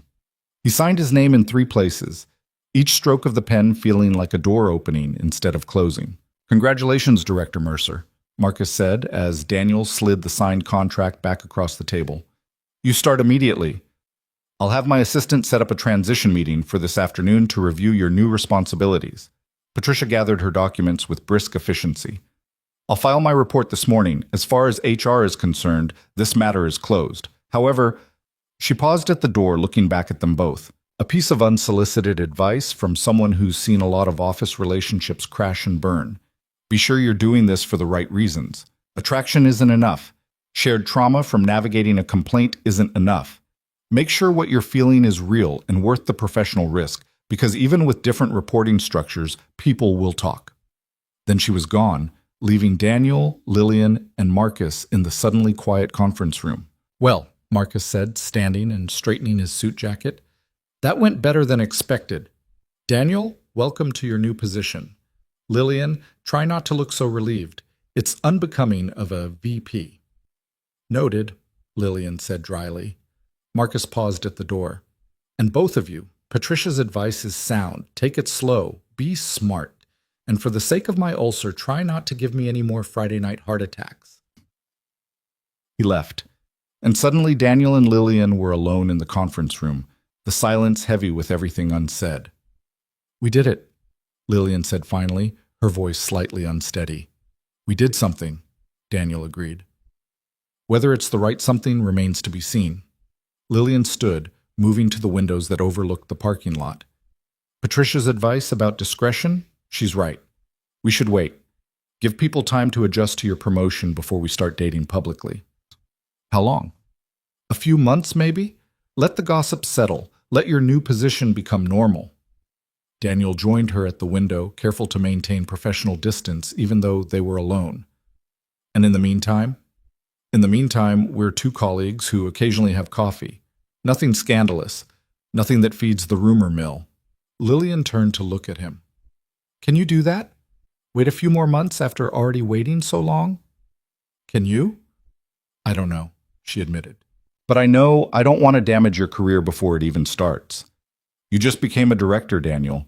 People are going to be watching to see if you earned it or if it was favoritism. If we immediately start dating, that answers the question for them. She was right, and Daniel hated that she was right. So we go back to being careful, maintaining distance. Not distance, just discretion. Lillian's hand moved toward his, stopped halfway. We can still talk, still get to know each other. We just do it quietly. I'm tired of quiet. I know. Me too. Her hand completed its journey, fingers brushing his briefly before pulling back. But a few months of careful isn't the same as 3 months of avoidance. We're moving forward now, just slowly. Daniel wanted to argue, wanted to say they'd already sacrificed enough to fear and professionalism. But the logical part of his brain, the part that had just accepted a director position he couldn't afford to lose, knew she was right. Okay, he said. A few months. Discreet coffee meetings and carefully worded text messages. And then? And then I take you to dinner somewhere nice, and we stop pretending this is anything other than what it is. Which is? Daniel met her eyes fully. The beginning of something that scares me and feels right in equal measure. Lillian's smile was soft, genuine. I can work with that. The moment was interrupted by Daniel's phone buzzing, a text from Marcus's assistant about the transition meeting scheduled for 2 p.m. Reality crashing back in, reminding them both that Monday morning wasn't over, that professional responsibilities still existed alongside personal revelations. I should go, Daniel said. Start figuring out what exactly a director of data analytics does. You'll be brilliant at it, Lillian said with quiet certainty. You've been doing director-level work for months anyway. Now you just get the title and salary to match. And you? How are you going to spend your Monday morning after surviving an HR investigation? Pretending to review the quarterly reports while actually processing the fact that I just helped promote the man I'm falling for and now have to wait months before I can actually date him. She said it lightly, but the weight underneath was unmistakable. Falling for? Daniel repeated softly. Too much? No, just want to make sure I heard it correctly. You heard correctly. Lillian moved toward the door, back to professional mode. Now go be a director. Show them all that Marcus made the right choice. Daniel watched her leave, her posture perfect, her stride confident, every inch the executive who'd just navigated a potential scandal with grace and strategy. Only he knew about the vulnerability underneath, about the woman who stayed late to avoid empty houses and who'd chosen courage over safety. The rest of Monday morning passed in a blur of introductions and transitions. Daniel's new office was 2 floors up, corner space with windows and actual furniture that didn't look like it had survived 3 decades of budget cuts. His new team, 5 analysts who looked both curious and cautious about their sudden leadership change, gathered for an impromptu meeting where Daniel tried to project confidence he didn't entirely feel. I know this transition is sudden, he told them, standing at the head of a conference table in his new territory, and I know some of you probably have questions about how I ended up here. What I can tell you is that I plan to earn this position through work, not politics. I expect excellence from this team, and I'll deliver the same in return. One of the analysts, a sharp-eyed woman named Sandra, who'd been with the company longer than Daniel, raised her hand. Will you be maintaining any connections with strategic development? The question was carefully worded, but the implication was clear. Everyone had heard something, even if they didn't know the details. My work will occasionally intersect with strategic development, as it will with every other division, but my reporting structure is completely independent, and my focus is entirely on this team and our objectives. Daniel met her eyes steadily. Any other concerns? Silence met his question, but he could feel the undercurrent of speculation. Patricia had been right. People would talk, would wonder, would draw their own conclusions regardless of the truth. The afternoon transition meeting with Marcus was simultaneously illuminating and overwhelming. The director position came with budget authority, personnel decisions, and strategic responsibilities that made Daniel's previous role look simple by comparison. You'll present directly to the board once a quarter, Marcus explained, sliding a thick folder across his desk. Data analytics informs every major decision we make, which means you're now a voice in those decisions. It's high visibility, high pressure, and high reward. No pressure, Daniel said dryly. Enormous pressure. But I wouldn't have offered it if I didn't think you could handle it. Marcus leaned back in his chair, studying Daniel with that assessing gaze. How are you doing? Really? Honestly? Terrified. Grateful. Confused about whether I earned this or if it's just convenient timing. It's both, and that's not a problem. Yes, the timing solves multiple issues, but I don't make director-level appointments based solely on convenience. You've earned this position through your work over the past 3 years. The timing just happens to align with other circumstances. Marcus paused. Though, I'll be honest, I'm gambling on you. Most new directors have a learning curve measured in months. You have about 2 weeks before your first board presentation. Daniel's stomach dropped. 2 weeks? The quarterly review is March 31st. You'll be presenting the data analytics roadmap for Q2 and projections through year end. Marcus's expression was neutral, but something gleamed in his eyes. A test, maybe, or a challenge. Think you can handle it? Every instinct screamed that this was impossible, that 2 weeks wasn't enough time to master a new role and prepare a board-level presentation. But Daniel had spent years proving himself through impossible deadlines and unreasonable demands. I can handle it, he said. Good, because the board will be watching closely. Some of them questioned this appointment, given its timing. Your presentation needs to be flawless. The weight of it settled on Daniel's shoulders. Not just the new job, but the knowledge that he was under a microscope, that every move would be scrutinized for evidence that Marcus had made a mistake. He left Marcus's office at 6 p.m., exhausted and wired in equal measure. The 15th floor, his old floor, was still bustling with late workers finishing projects and preparing for Tuesday meetings. Daniel found himself walking past strategic development, past his old desk where someone else would be sitting by week's end, toward the corner office where Lillian was undoubtedly still working. He stopped himself before reaching her door. Discretion, they'd agreed. A few months of being careful. His phone buzzed. I can see you hovering in the hallway. Either come in or stop lurking like a stalker. L. Despite everything, Daniel smiled. He glanced toward her office, catching a glimpse of Lillian at her desk, phone in hand, eyebrow raised in challenge. He pushed open her door. Stalking implies malicious intent, he said. I was simply walking past. On the wrong floor, in the wrong wing, toward my office.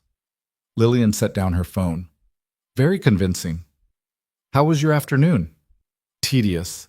Quarterly reports are somehow less interesting when you're not emotionally processing a professional crisis at the same time. She gestured to the chair across from her desk. Sit. Tell me about your first day as Director Mercer. Daniel sat, and for the next 30 minutes they talked about his transition meeting, the board presentation looming in 2 weeks, the team of analysts trying to figure out their new boss. Lillian listened with the kind of focused attention that made Daniel feel heard, occasionally offering advice born from her own years of navigating corporate politics. The board presentation will define you, she said seriously. They'll use it to determine whether Marcus made a strategic appointment or a personal favor. You need to be perfect. No pressure. Enormous pressure, but you can do it. Lillian's confidence in him was absolute, unwavering. I've seen your work, Daniel.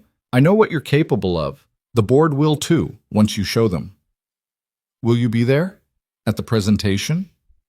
VPs attend all quarterly reviews, so yes, I'll be there. Her expression softened. Though I'll have to pretend I'm not desperately hoping you succeed. Just pretending? Professional neutrality is very important, she said solemnly, then smiled. But between you and me, I'll be the one in the back row mentally composing your victory speech. Daniel laughed, feeling some of the day's tension ease. This, sitting in her office, talking about work and life, and the complicated space where they intersected, this felt right in a way that made all the careful planning seem worthwhile. I should go, he said reluctantly. Jake's with my sister and I promised to pick him up before dinner. How are you going to tell him about the promotion? Probably lead with the salary increase and hope he doesn't ask too many questions about why. A smart strategy. Keep the 8-year-old on a need-to-know basis. Daniel stood, pausing at the door. Lillian? Yes? Thank you for pushing me to tell the truth Friday night, for not letting me hide from this. Thank you for being worth pushing. She met his eyes across the office. Now go home to your son. And Daniel? Stop by my office less obviously next time. People will notice. Noted. He left, acutely aware that their brief conversation had probably already been noticed by someone working late, that tomorrow there would be whispers about the new director visiting his old boss's office after hours. But for tonight, he couldn't bring himself to care. Jake's reaction to the promotion news was exactly as expected. Does this mean I can get the deluxe dinosaur excavation kit? He asked immediately. Possibly. And the electric scooter? Don't push your luck. But we're rich now, right? We're more financially stable now. That's different from rich. Jake considered this while eating the pizza Daniel had grabbed on the way home. Will you still have time for my soccer games? The question hit harder than the earlier requests for expensive toys. Daniel set down his own slice, giving his son his full attention. Always, he said firmly. The promotion means better pay and more responsibility, but it doesn't mean less time with you. That's non-negotiable. Okay? Jake seemed satisfied with this answer. And the lady? The one who likes dinosaurs? What about her? Are you going to have time for her too, or does the promotion mean you have to work too much? Daniel was continually amazed by his son's ability to cut through complexity to the heart of the matter. I'll make time. For both of you. Good. Because Aunt Sarah says you've been happier lately, and I don't want you to go back to being sad-looking all the time. I wasn't sad. You were sad-ish. Like, not crying sad, but quiet sad. Jake returned to his pizza with the casual wisdom of children who see too much. The promotion and the dinosaur lady both make you not sad, so they're both good.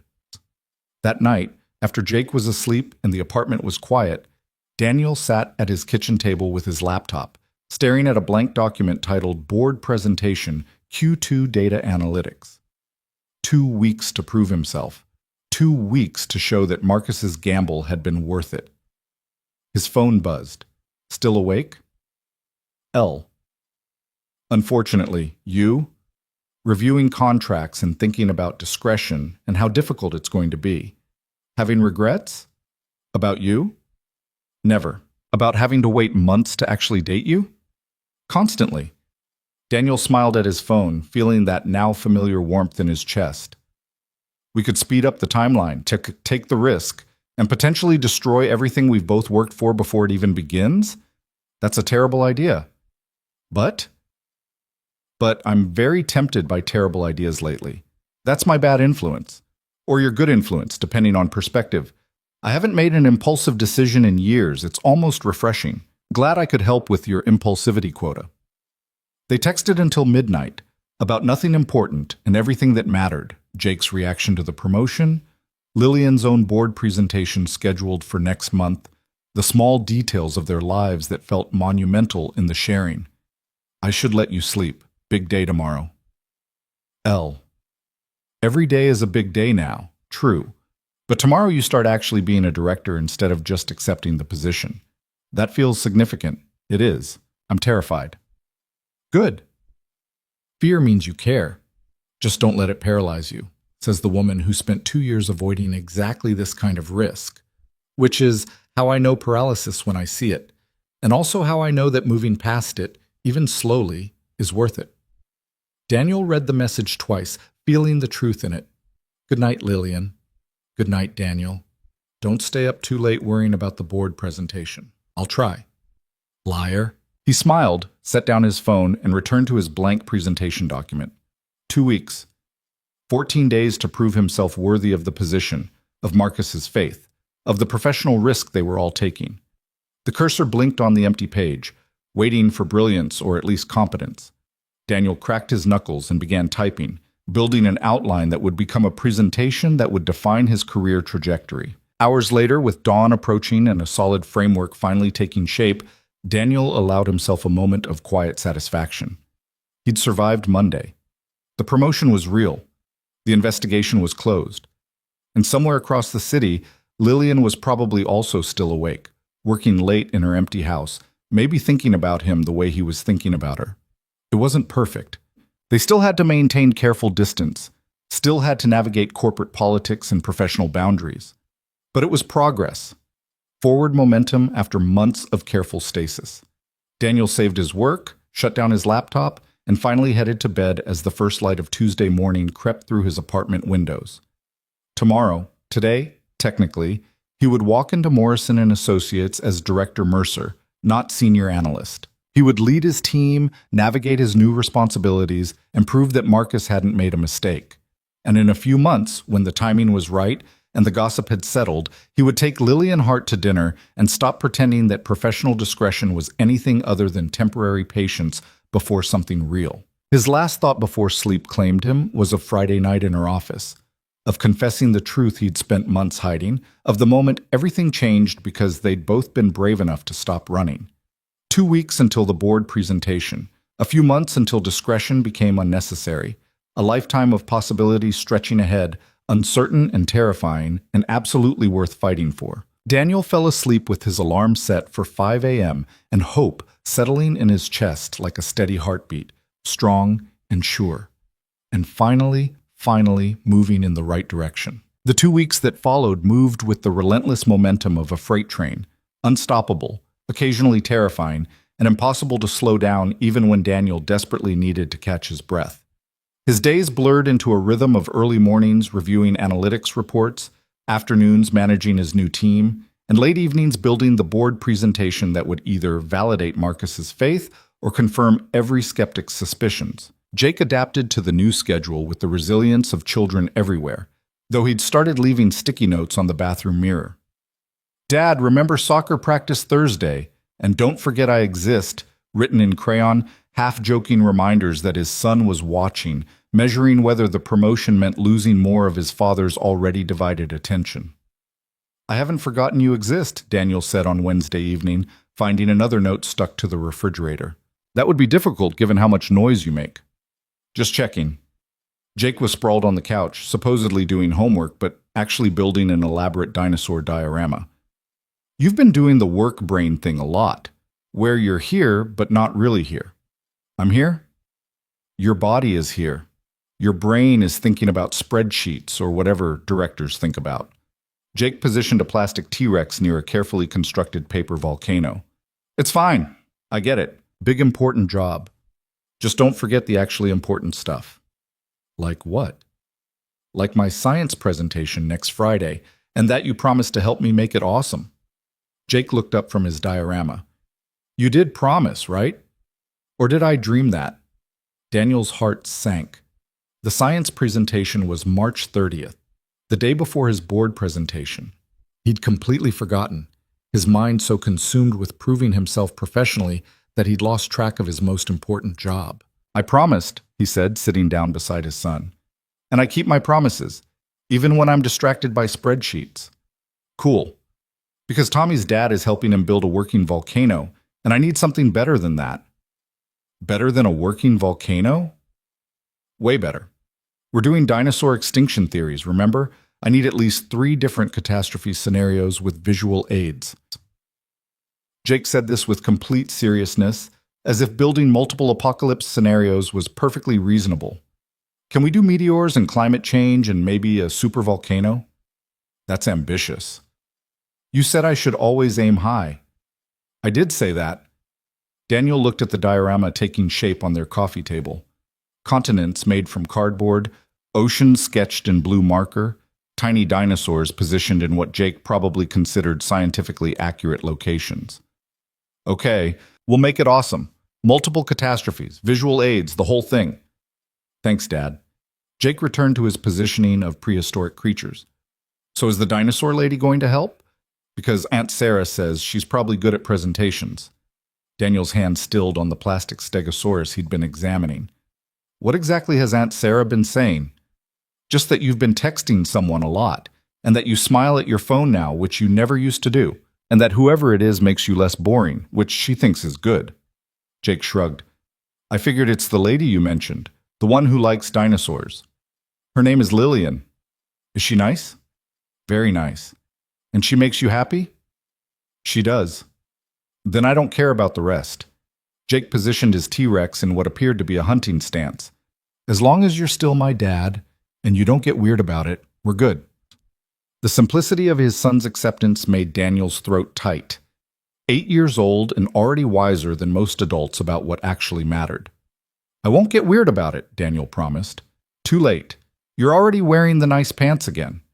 Despite the chaos of his new role, despite the pressure building toward the board presentation, Daniel found moments to text with Lillian. Brief exchanges during lunch breaks, longer conversations late at night when Jake was asleep, and the world narrowed to just the glow of his phone screen and her words appearing like small gifts. "How's the presentation coming?"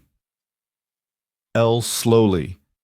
"I've rebuilt the revenue analysis section 3 times. Why 3 times?" First version was too technical. Second was too simplified. Third is somehow both simultaneously. Send it to me. You don't have time to review my work. I have 10 minutes before my next meeting and a vested interest in you succeeding. Send it. He sent it, and 30 minutes later, well past her supposed 10-minute window, she sent back detailed notes that transformed his muddled analysis into something sharp and compelling. No explanation, no request for gratitude, just the quiet competence of someone who saw a problem and fixed it because she could. You're supposed to be maintaining professional distance. -D, I am. I'm helping a colleague prepare for an important presentation. Very professional. By spending your lunch break editing my slides. By spending my lunch break ensuring Morrison and Associates puts its best foot forward at the board meeting. Totally selfless corporate citizenship. Liar. Fine. I'm also ensuring that the man I'm falling for doesn't crash and burn in his first major presentation. But mostly the corporate citizenship thing. You said falling for again. I did. Getting less scary each time I say it. Good. Because I'm falling too, in case that wasn't obvious. It was obvious, but it's nice to hear anyway. These conversations became Daniel's lifeline. Brief reprieves from the pressure of proving himself, small confirmations that the professional risk they'd taken was leading somewhere worth going. But they were also torture, because with each exchange, the months of required discretion felt longer, more unnecessary, more like punishment than prudence. Thursday afternoon found Daniel in a strategy session with his analytics team, reviewing data models that would feed into his board presentation. Sandra, the sharp-eyed analyst who'd questioned him on his first day, was walking through market trend projections when Marcus appeared in the doorway. Director Mercer, a moment? The room went silent. Daniel excused himself, following Marcus into the hallway with his stomach already tightening in anticipation of bad news. Your presentation, Marcus said without preamble. How far along are you? 70% complete. I'm refining the forecasting models and finalizing the executive summary. Show me what you have. Now. They walked to Marcus's office in silence, Daniel's mind racing through everything that could be wrong, every way he might have already failed before the actual presentation. Marcus closed the door, gestured to the conference table, and waited while Daniel pulled up his slides on the wall-mounted screen. For 15 minutes, Marcus said nothing, just watched as Daniel walked through revenue projections, market analyses, strategic recommendations for Q2 and beyond. His expression remained neutral, giving nothing away, until Daniel reached the final slide and the silence became unbearable. You're not ready, Marcus said finally. The words landed like a punch. Sir, I have 4 days to... You're not ready because you're still presenting like a senior analyst, not a director. Marcus stood, moving to the screen. This analysis is solid. Your recommendations are sound. But you're buried in the data instead of leading with strategic vision. I thought the board wanted detailed analysis. They want confidence backed by data, not data hoping to inspire confidence. Marcus pulled up one of Daniel's slides, a dense chart showing quarterly revenue trends. This tells them what happened. What they need to know is what happens next and why they should trust your judgment about it. Daniel stared at the slide he'd spent hours perfecting, seeing it now through Marcus's eyes. Competent, but cautious. Thorough, but not commanding. Start with where we're going, Marcus continued. Lead with the vision, then support it with the analysis. You've earned this position, Daniel, but you need to present like someone who believes that. And if I don't believe it yet? Fake it until you do. That's half of leadership, projecting certainty even when you're terrified you're wrong. Marcus's expression softened slightly. Look, I know the circumstances of your promotion raised questions. Some board members think I made a strategic error, that I promoted you to solve a personal problem rather than a business need. Your presentation has to prove them wrong.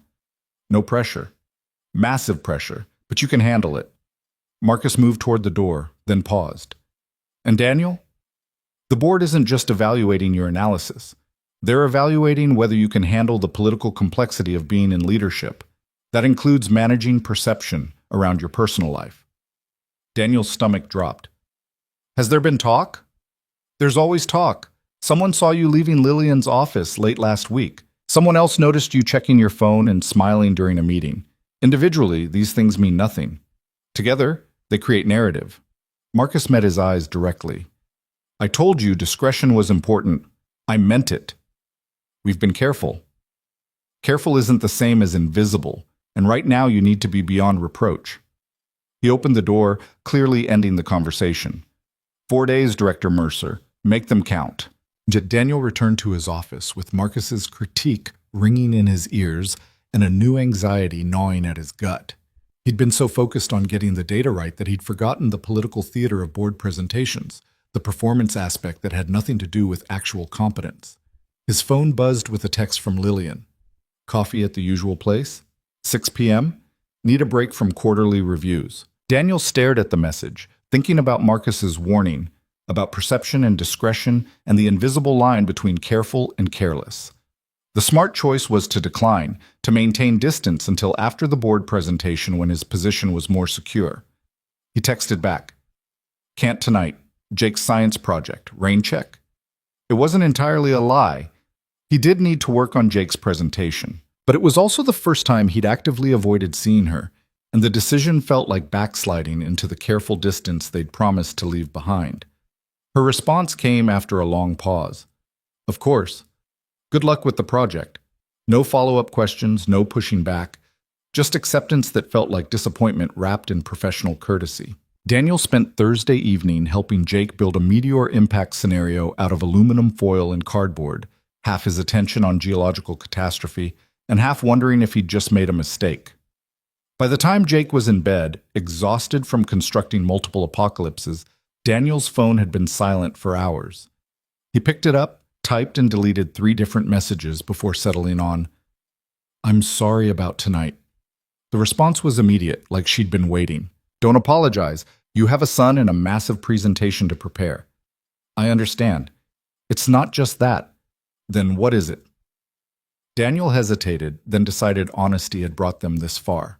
"Marcus warned me about perception, about being too visible together before the board presentation." This time the pause was longer. "He's right. We've been careless. We've been having coffee. In places where people from work might see us. Texting during meetings. I stayed late reviewing your presentation slides when I should have maintained professional boundaries." Her next message came quickly. "We talked about discretion. We haven't been discreet enough, so what are you saying?" "I'm saying we should actually wait, not just pretend to wait while finding excuses to see each other." Even through text, Daniel could hear the resignation in her words. "Your presentation is Tuesday. Mine is 2 weeks after that. We should stay completely separate until both are done." "That's 6 weeks. I know. 6 weeks of not seeing you, not talking beyond professional necessity." "Yes." Daniel wanted to argue, to say they'd already waited long enough, that 6 more weeks was asking too much. But he thought about his presentation, about the board members already skeptical of his promotion, about everything he stood to lose if he couldn't prove himself worthy of the position. "You're right.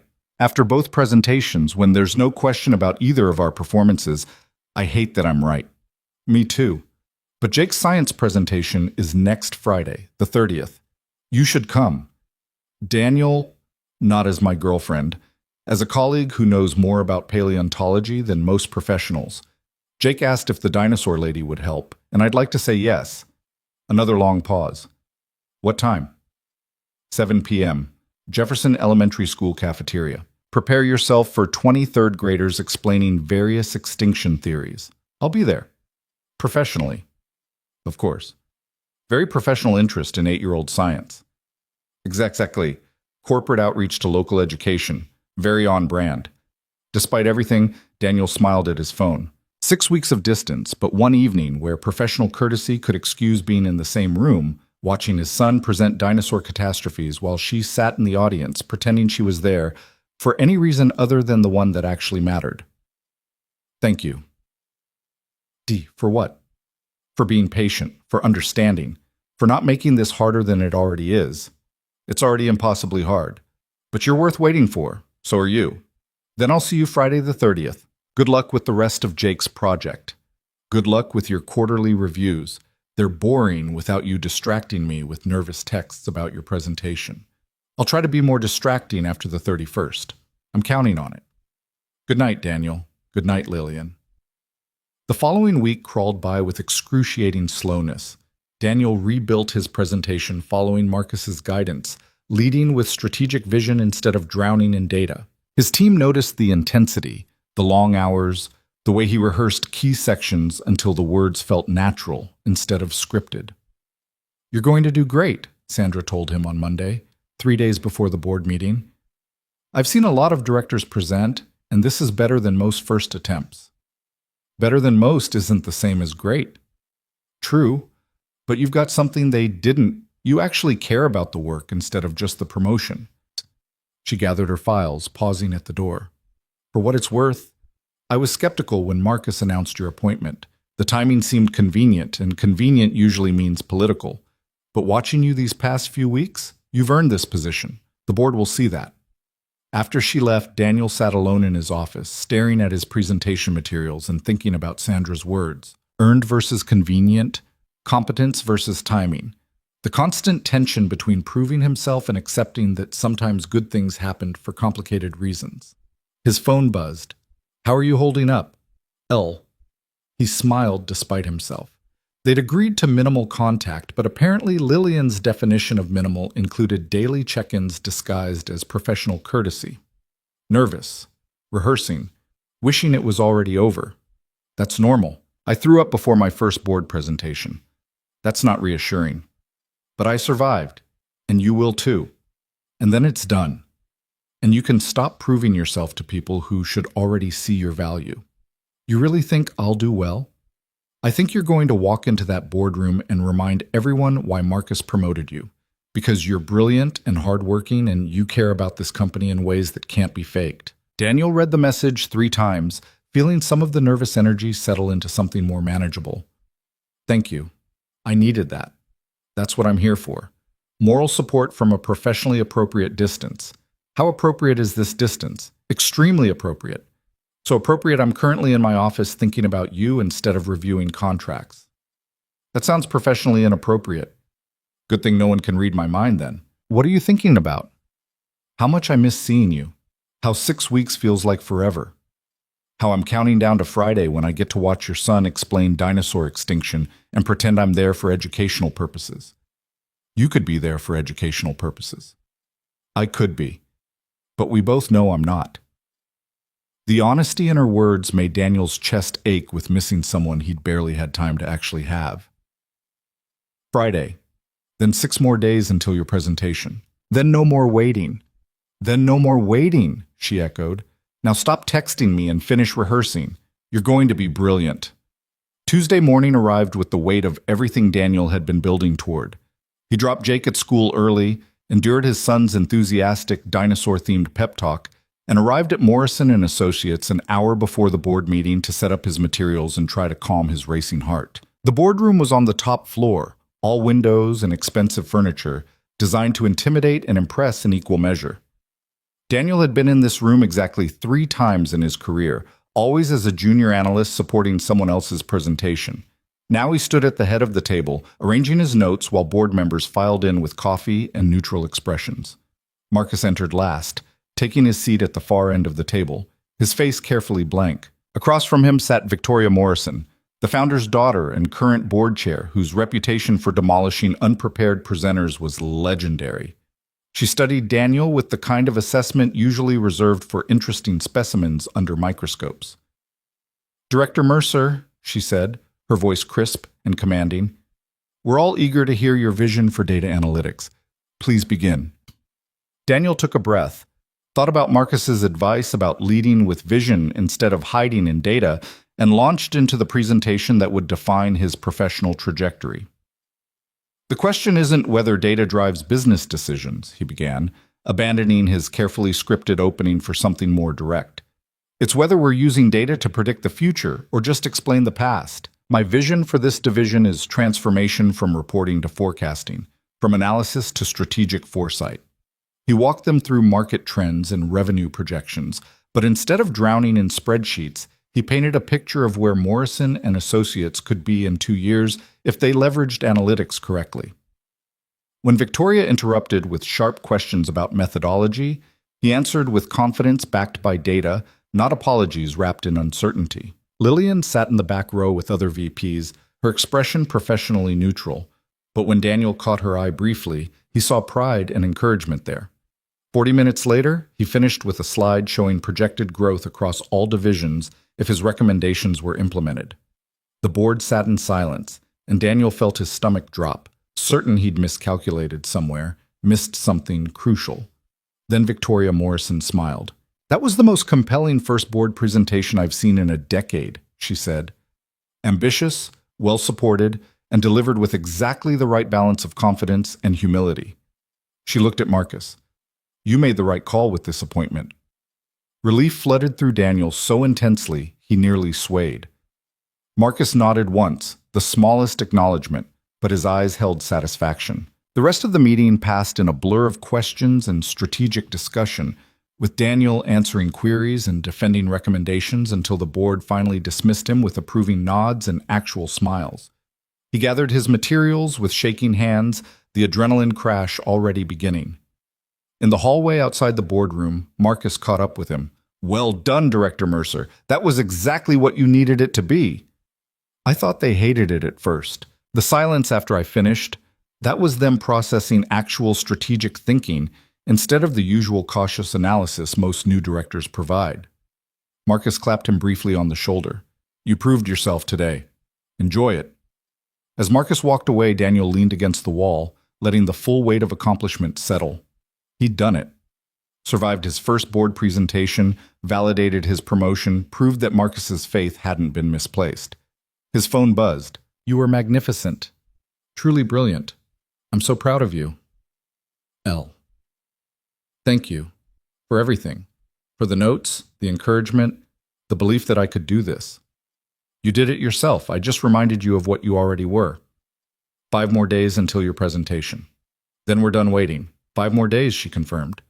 "I can survive 5 more days, me too. But first, there was Friday, Jake's science presentation, and the first time in weeks that Daniel would see Lillian in person, even if professional courtesy had to mask everything underneath.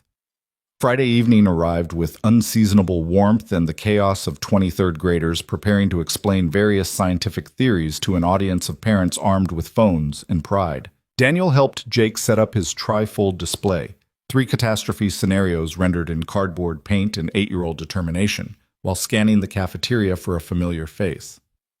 Lillian arrived at 6:55, dressed casually in slacks and a sweater, looking nothing like the executive who commanded boardrooms, and everything like someone who'd chosen to spend her Friday evening at an elementary school science fair. She spotted Daniel and Jake, offered a small wave, and found a seat in the audience section with other parents and guests. Professional distance maintained, nothing to raise eyebrows or feed gossip. Jake's presentation was scheduled for 7:30. At 7:15, he grabbed Daniel's sleeve with urgent 8-year-old panic. "Dad, I forgot the volcano demonstration materials in your car." "What materials?" "The baking soda and vinegar, for the supervolcano scenario." Jake's eyes were wide with catastrophic distress.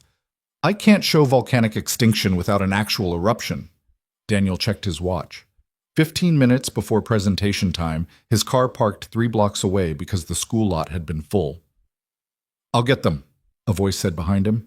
He turned to find Lillian standing there, hand already out for his keys. "You don't have to. I'm faster in these shoes than you are, and Jake needs those materials." She took the keys from his hand, her fingers brushing his briefly. "Red Civic, correct?" "Correct. But I'll be back in 10 minutes. Jake, you're going to be amazing." She smiled at his son, then disappeared into the crowd of parents with the kind of purposeful stride that suggested arguing would be pointless. Jake watched her go with open approval. "I like her. She's decisive. That's one word for her. Is she your girlfriend?" "Not yet. Someday, hopefully." "Good, because she just volunteered to sprint 3 blocks for my volcano supplies. That's girlfriend-level commitment." Daniel laughed despite his nerves. "That's very astute observation." "I'm 8, not stupid. Also, you look at her the way you look at perfectly organized spreadsheets." "I do not look at her like spreadsheets." "You totally do. Happy and satisfied, like everything's in the right place." Jake adjusted his trifold display. "It's nice. You should look like that more." Lillian returned in 8 minutes, slightly breathless, holding the forgotten supplies like precious cargo. Jake seized them with grateful enthusiasm, immediately beginning to set up his volcanic demonstration with the intensity of a scientist preparing for a crucial experiment. "Thank you," Daniel said quietly to Lillian. "Anytime. Though next time, maybe don't forget the crucial demonstration materials." "I didn't forget. Jake did. You're responsible for him. Therefore, you're responsible for his volcanic eruption." She smiled, that soft, genuine expression that made Daniel's chest ache. 5 more days.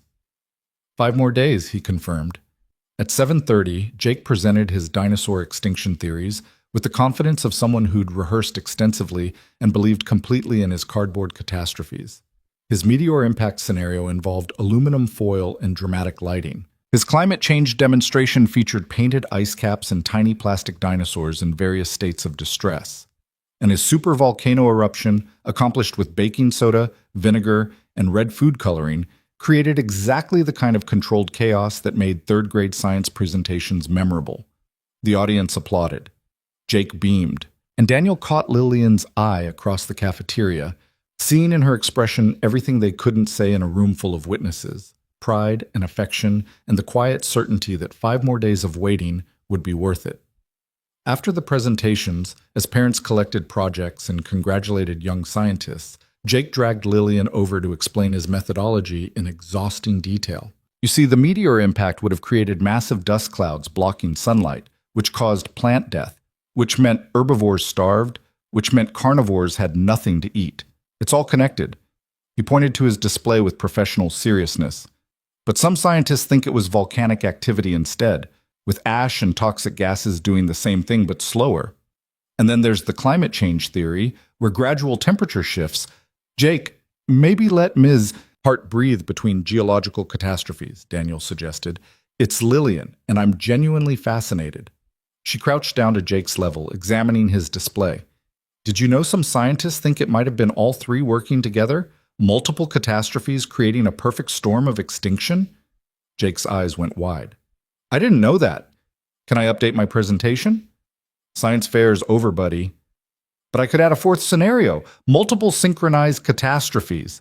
That's even better than 3 separate ones. Lillian laughed, and the sound was warm and real, and absolutely worth the careful distance they'd maintained. Tell you what, if your dad says it's okay, we could work on an expanded version sometime.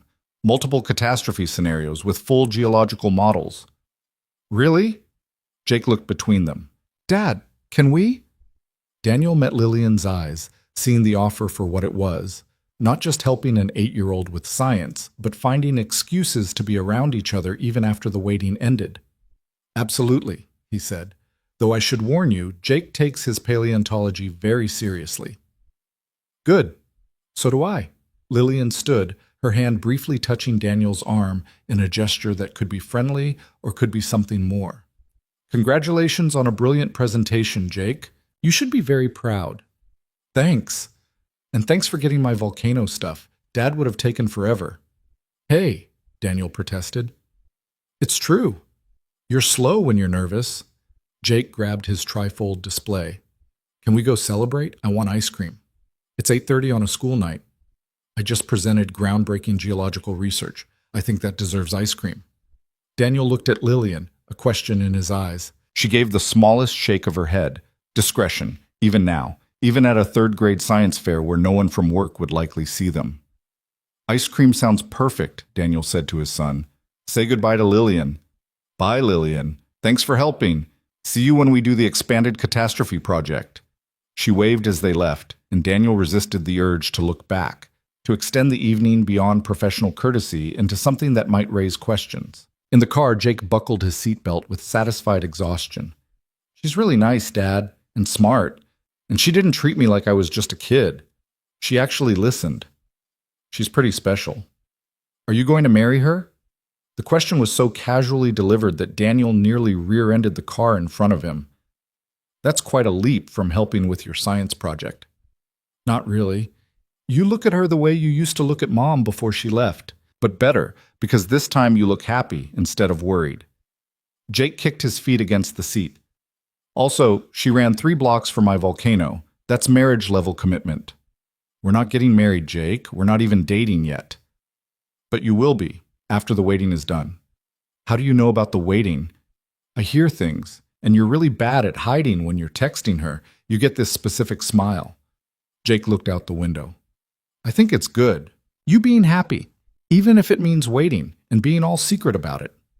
Daniel drove through suburban streets toward their favorite ice cream place, marveling at his son's emotional intelligence and casual acceptance of complexity that most adults struggled with.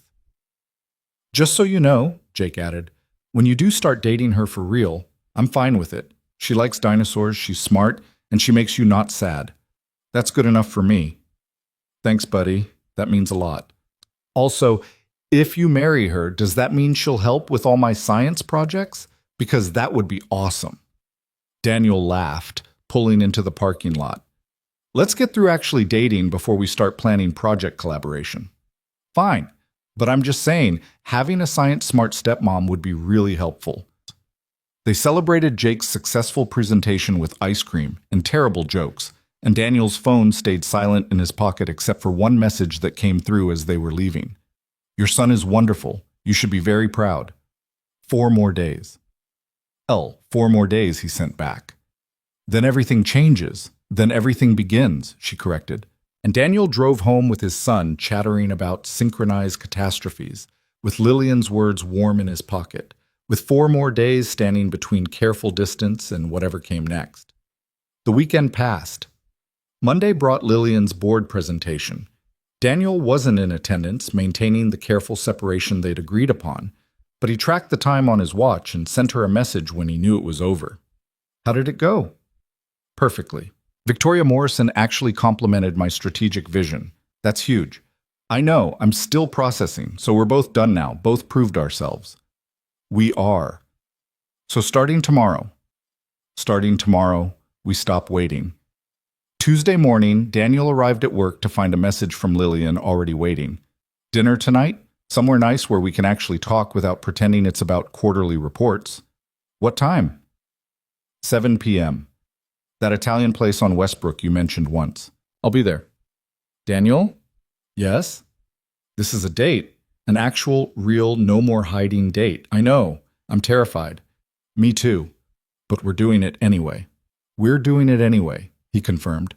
And that evening, after dropping Jake at his sister's house with a knowing smile and minimal teasing, Daniel drove to the restaurant where Lillian was already waiting, wearing a dress instead of executive armor, looking nervous and beautiful and absolutely worth every moment of careful waiting they'd endured. Hi, he said, sliding into the seat across from her. Hi yourself. She smiled, real and unguarded. So this is what it's like, actually being here together without calculating professional risk. It's terrifying. Completely terrifying. She reached across the table, her hand finding his, but also perfect. And Daniel, holding hands with the woman he'd spent months avoiding and weeks carefully pursuing, thought about courage and risk and the difference between hiding from fear and facing it head on. To terrible ideas that turn out right, he said, raising his water glass. To terrible ideas, Lillian echoed, clinking her glass against his. And to finally being brave enough to stop running from them. The wine arrived first, a bottle of Chianti that Daniel pretended to know something about, while the server poured with practiced elegance. Across the table, Lillian watched him with barely concealed amusement, her fingers still intertwined with his on the white tablecloth. You have no idea what you ordered, do you? She asked once they were alone. Absolutely none. I picked something in the middle price range and hoped for the best. Very strategic. That's what directors do. Make confident decisions based on incomplete information. He took a sip, finding it perfectly drinkable if completely unremarkable. How am I doing? You're doing fine. Though for future reference, I prefer whites. Future reference, Daniel repeated, testing the words.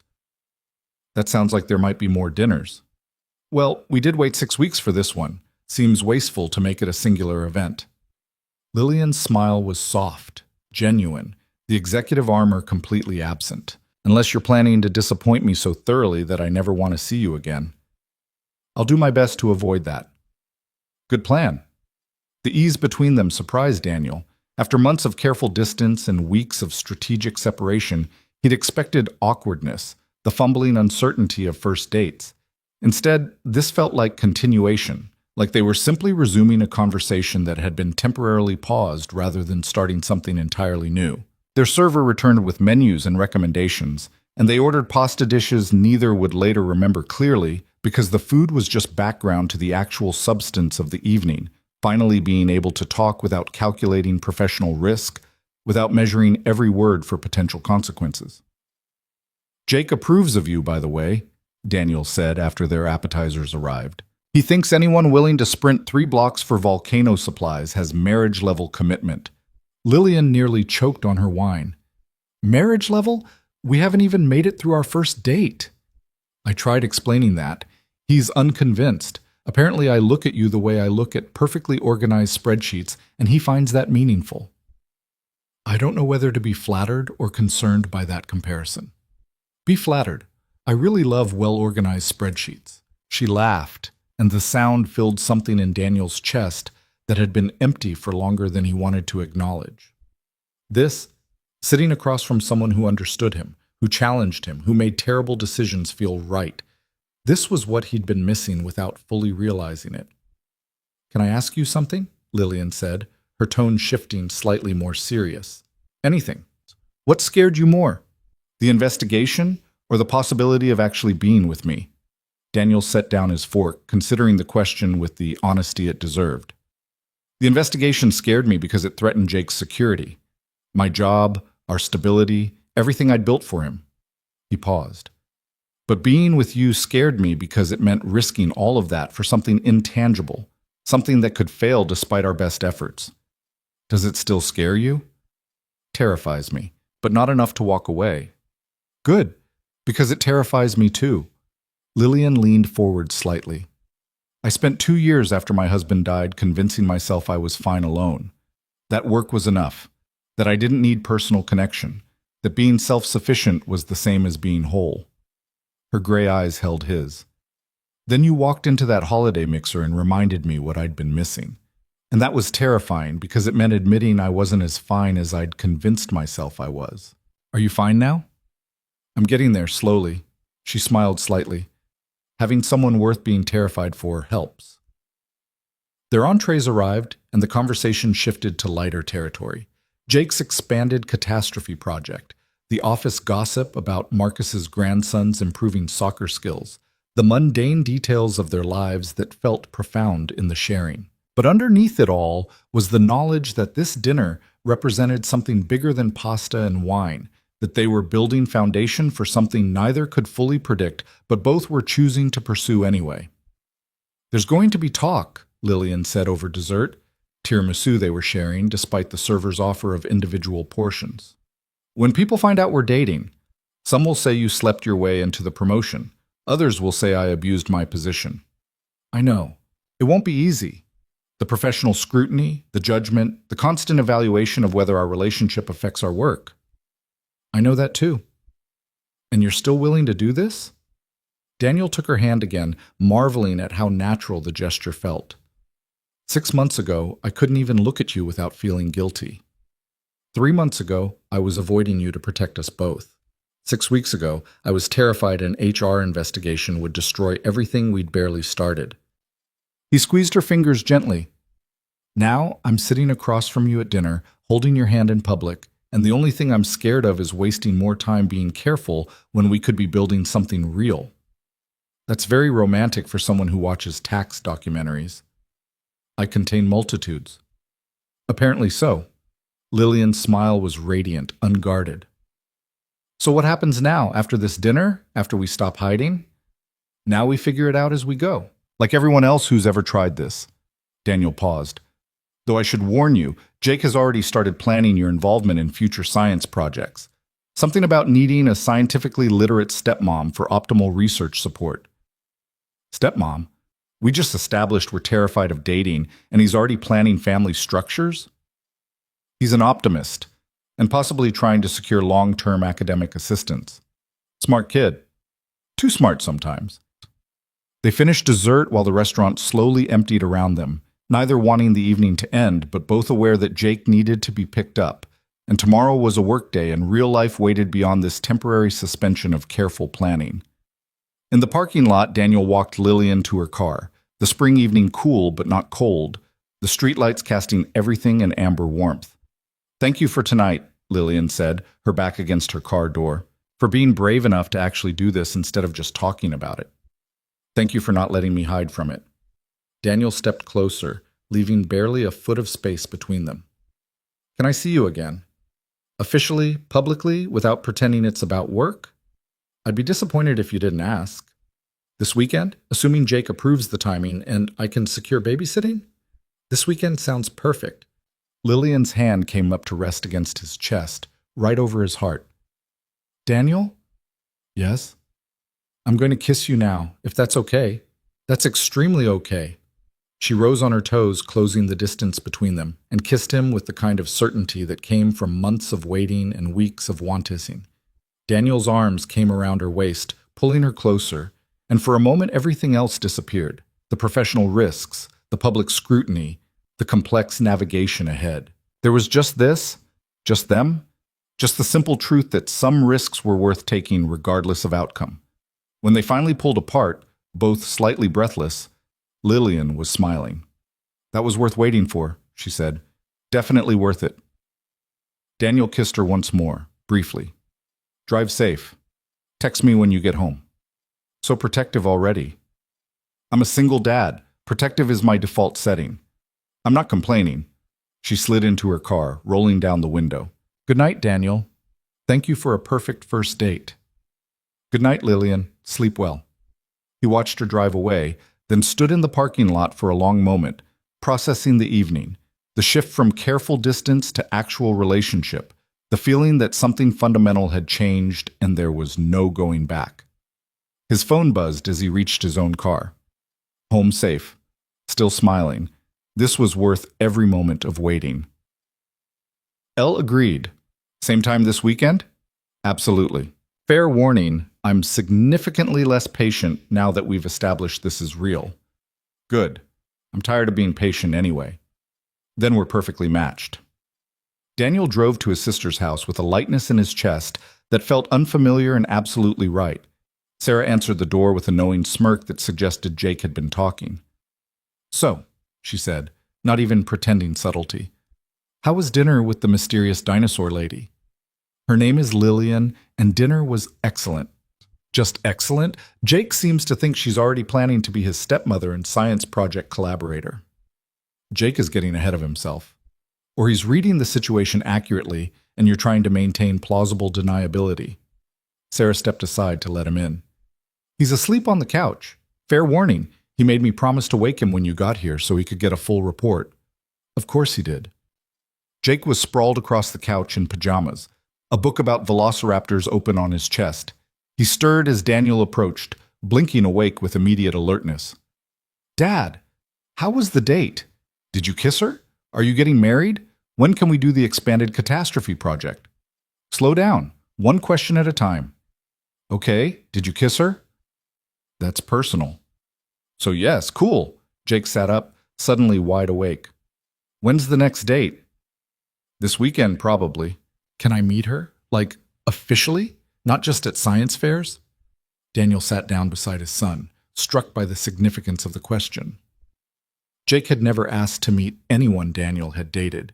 Granted, there hadn't been anyone to meet in the 5 years since his ex-wife left, but this felt different, weighted with implications about permanence and family and futures neither of them could predict. "Would you want to meet her officially?" Daniel asked. "Yeah, she's cool and she makes you happy, and she understands dinosaurs. That's like all the important criteria." Jake studied his father with unsettling perception. "Plus, you're going to marry her eventually anyway, so I might as well get to know her now." "We just had our first date, buddy. Marriage is a long way off." "But you're thinking about it. I can tell." "How can you tell?" "Because you look different, less worried all the time. Like maybe you're not just surviving anymore, you're actually living." Jake said this with the casual wisdom of children who saw too much and understood even more. "That's good, Dad. You should keep doing that." Daniel pulled his son into a hug, overwhelmed by 8-year-old emotional intelligence and unconditional support. "I love you, Jake. You know that, right?" "I know. I love you too. Love you." Can we go home now? I'm tired and tomorrow's a school day and you're getting all emotional, which means you're not going to sleep anyway. When did you get so smart? I've always been this smart. You're just finally noticing. They drove home through quiet streets, Jake chattering about his upcoming science test and whether Lillian would be interested in helping him prepare a presentation on continental drift. Daniel listened with half his attention, the other half replaying the evening, the dinner conversation, the parking lot kiss, the feeling that something had fundamentally shifted in his carefully constructed life. At home, after Jake was finally asleep despite his insistence that he was wide awake, Daniel found a message from Lillian waiting. I can't stop thinking about tonight, about you, about the fact that we're actually doing this now. No more waiting, no more hiding. Having regrets already? The opposite. Having the kind of hope I haven't felt in years. Same. Jake wants to meet you officially. He has questions about continental drift. Continental drift? His next science obsession. Fair warning, he's already planning your involvement in every future academic endeavor. I'm strangely okay with that. Good. Because I think he's already attached to the idea of you being around permanently. And you? Are you attached to that idea? Daniel stared at the question, thinking about marriage-level commitment and Jake's casual certainty about futures. Daniel was only beginning to imagine, getting more attached every day. That's good, because I'm fairly certain I'm falling in love with you, and it would be inconvenient if you weren't on the same trajectory. The confession, delivered via text at 11 p.m. on a Tuesday, should have felt too casual for its weight. Instead, it felt exactly right, honest and unguarded and absolutely terrifying. I'm definitely on the same trajectory. Has been since that holiday mixer, if I'm being honest. That's 7 months of trajectory. We're practically experts at falling for each other by now. Does that mean we can skip the awkward early dating phase? Absolutely not. I want the whole experience. Awkward dinners, meeting each other's families, navigating first fights. All of it. Even the fighting? Especially the fighting. It means we care enough to disagree. You have a unique perspective on relationship milestones. I prefer to think of it as realistic optimism. Is that what we're calling it? It's what I'm calling the fact that I know this won't be easy, but I'm choosing to do it anyway because you're worth the difficulty. Daniel read the message 3 times, feeling the weight and warmth of being worth someone's deliberate choice. You're worth it too. All of it. The professional scrutiny, the complicated navigation, the risk that this could fail spectacularly. Then we're agreed. We're doing this, complications and all. We're doing this. Good night, Daniel. Dream of something better than spreadsheets. I'll dream of you, which is arguably better than spreadsheets. Arguably? Definitely better. Significantly better. Best possible thing to dream about. Better. Good night. The following weeks unfolded with the kind of careful momentum that came from building something real while maintaining professional boundaries. Daniel and Lillian dated openly but discreetly, dinners at restaurants across town, weekend mornings at farmers markets, careful separation at work that fooled exactly no one but satisfied corporate policy. The gossip came, as they'd known it would. Whispers in break rooms about the convenient timing of Daniel's promotion. Speculation about whether their relationship predated the organizational restructuring, pointed questions disguised as casual conversation. Daniel weathered it with the same focused determination he'd applied to his board presentation, proving through work that his position was earned regardless of personal circumstances. Marcus called him into his office 6 weeks into the relationship, closing the door with the kind of deliberate care that signaled serious conversation. How are things progressing? He asked without preamble. With data analytics, the Q2 projections are ahead of schedule and we've implemented with Lillian. Daniel paused, recalibrating. Things are good. We're taking it slowly, being professional at work, keeping personal and business appropriately separated. That's not what I asked. Marcus leaned back in his chair. I asked how things are progressing, whether this risk we all took is turning into something worth the professional complications. It is, Daniel said simply. She's worth it. We're worth it. Good. Because the board notices things, and right now they're noticing that 2 of our best performers are dating. Some think it's a liability. Others think it's irrelevant as long as the work stays excellent. Marcus's expression was neutral. Make sure the work stays excellent. It will. I know. That's why I'm not worried. Marcus gestured toward the door, clearly ending the conversation. Just remember, I took a professional risk promoting you under those circumstances. Don't make me regret it. I won't, sir. I know you won't. Now get out of my office and go do whatever directors do when they're not being interrogated by their CEOs. Daniel left with renewed determination to prove that personal happiness and professional excellence weren't mutually exclusive. That choosing love didn't mean sacrificing competence.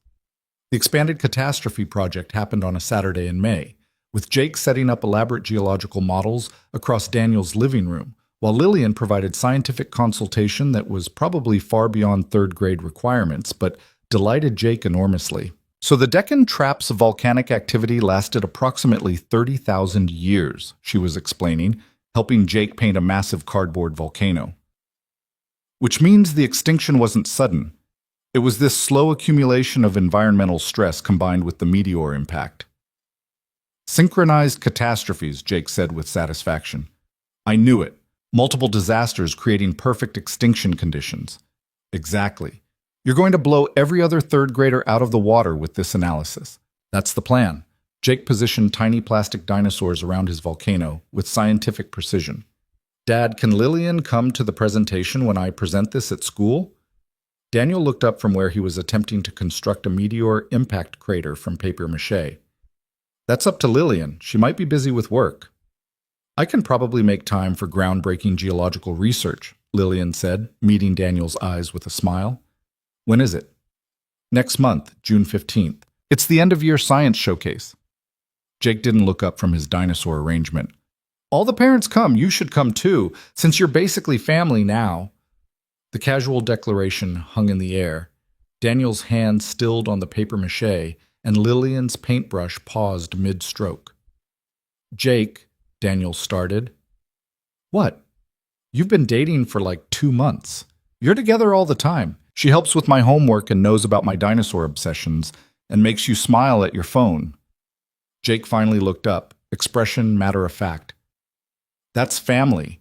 Not official married family yet, but still family. Lillian set down her paintbrush carefully. Jake, that's very sweet, but family is a big word. I know. I'm not stupid. He returned to positioning his dinosaurs. I'm just saying you're important to us. Both of us. So you should come to my science showcase because that's what important people do. Daniel caught Lillian's eye, seeing his own emotion reflected there, touched and overwhelmed and slightly terrified by 8-year-old certainty about things adults spent years debating. I'll be there, Lillian said softly. Wouldn't miss it. Cool. Now help me figure out how to show atmospheric ash distribution. I'm thinking cotton balls spray-painted gray, but I'm open to suggestions. The rest of the afternoon passed in creative chaos, with volcanic eruptions and meteor impacts rendered in household materials and scientific enthusiasm. And when Jake was finally satisfied with his synchronized catastrophe scenarios, Lillian helped clean up while Daniel ordered pizza and tried not to think too hard about the word family and what it meant that his son had already decided she belonged in theirs. Later, after Jake was asleep and they were alone in the kitchen, Lillian brought it up. He really thinks of me as family already. He does. Is that too much pressure? It's terrifying, she admitted, but also kind of wonderful. I never had kids with my husband. We kept saying we'd wait for the right time, and then the right time never came. She leaned against the counter. I didn't think I'd get another chance at this, at being part of a family, at mattering to a child. It's overwhelming. You don't have to, I want to, she interrupted. That's what scares me. I want this you, Jake, the science projects and soccer games and casual Saturday afternoons. I want all of it. Daniel moved closer, pulling her into his arms. Then take it. We're offering. Just like that? Just like that. Jake's right. You're already family in all the ways that matter. We're just waiting for the rest to catch up. She kissed him then, soft and certain. And Daniel thought about trajectory and falling and the difference between being scared of something and being scared enough to walk away from it. June arrived with early summer heat and the science showcase that Jake had been preparing for with single-minded intensity. The school gymnasium was transformed into a gallery of third-grade scientific achievement, with projects ranging from simple volcano demonstrations to Jake's elaborate synchronized catastrophe scenarios, complete with multiple visual aids and a 5-page written analysis that Lillian had helped him edit. Daniel and Lillian arrived together, no longer hiding their relationship but still aware of the scrutiny that came with being the talked-about couple from Morrison and Associates. But tonight wasn't about office politics or professional boundaries. It was about an 8-year-old who'd worked tirelessly on geological models and deserved their undivided attention. Jake spotted them immediately, waving frantically from his display station. "Dad! Lillian! Come see! I added the atmospheric modeling you suggested." They spent the next hour listening to Jake explain his theories to judges, teachers, and other parents with the kind of confident enthusiasm that made Daniel's chest ache with pride. And when Jake won first place in his grade level, accepting his ribbon with a gap-toothed grin, Lillian's hand found Daniel's and squeezed tight. "He's amazing," she whispered. "He is. Takes after his old man. Debatable, but I'll allow it." After the ceremony, Jake dragged them both to celebrate with ice cream, his traditional victory ritual that Daniel suspected was less about celebration and more about maximizing dessert opportunities. They sat in a booth at the same shop where Daniel and Jake had celebrated the promotion months earlier, and Jake talked non-stop about expanding his research into other mass extinction events. The Permian-Triassic extinction was way bigger than the dinosaurs, he explained around mouthfuls of chocolate ice cream. Like 96% of all marine species died. That's almost everything. We should do a project on that next. "We?" Lillian repeated, eyebrow raised. "You're my science consultant now. It's official. You can't back out just because the dinosaurs are extinct." "I wouldn't dream of it." Daniel watched them banter about ancient catastrophes and research methodology and felt something settle in his chest. Certainty, maybe. Or just the quiet recognition that this, exactly this, was what he'd been missing without knowing it. Not just romance or companionship, but family in the truest sense.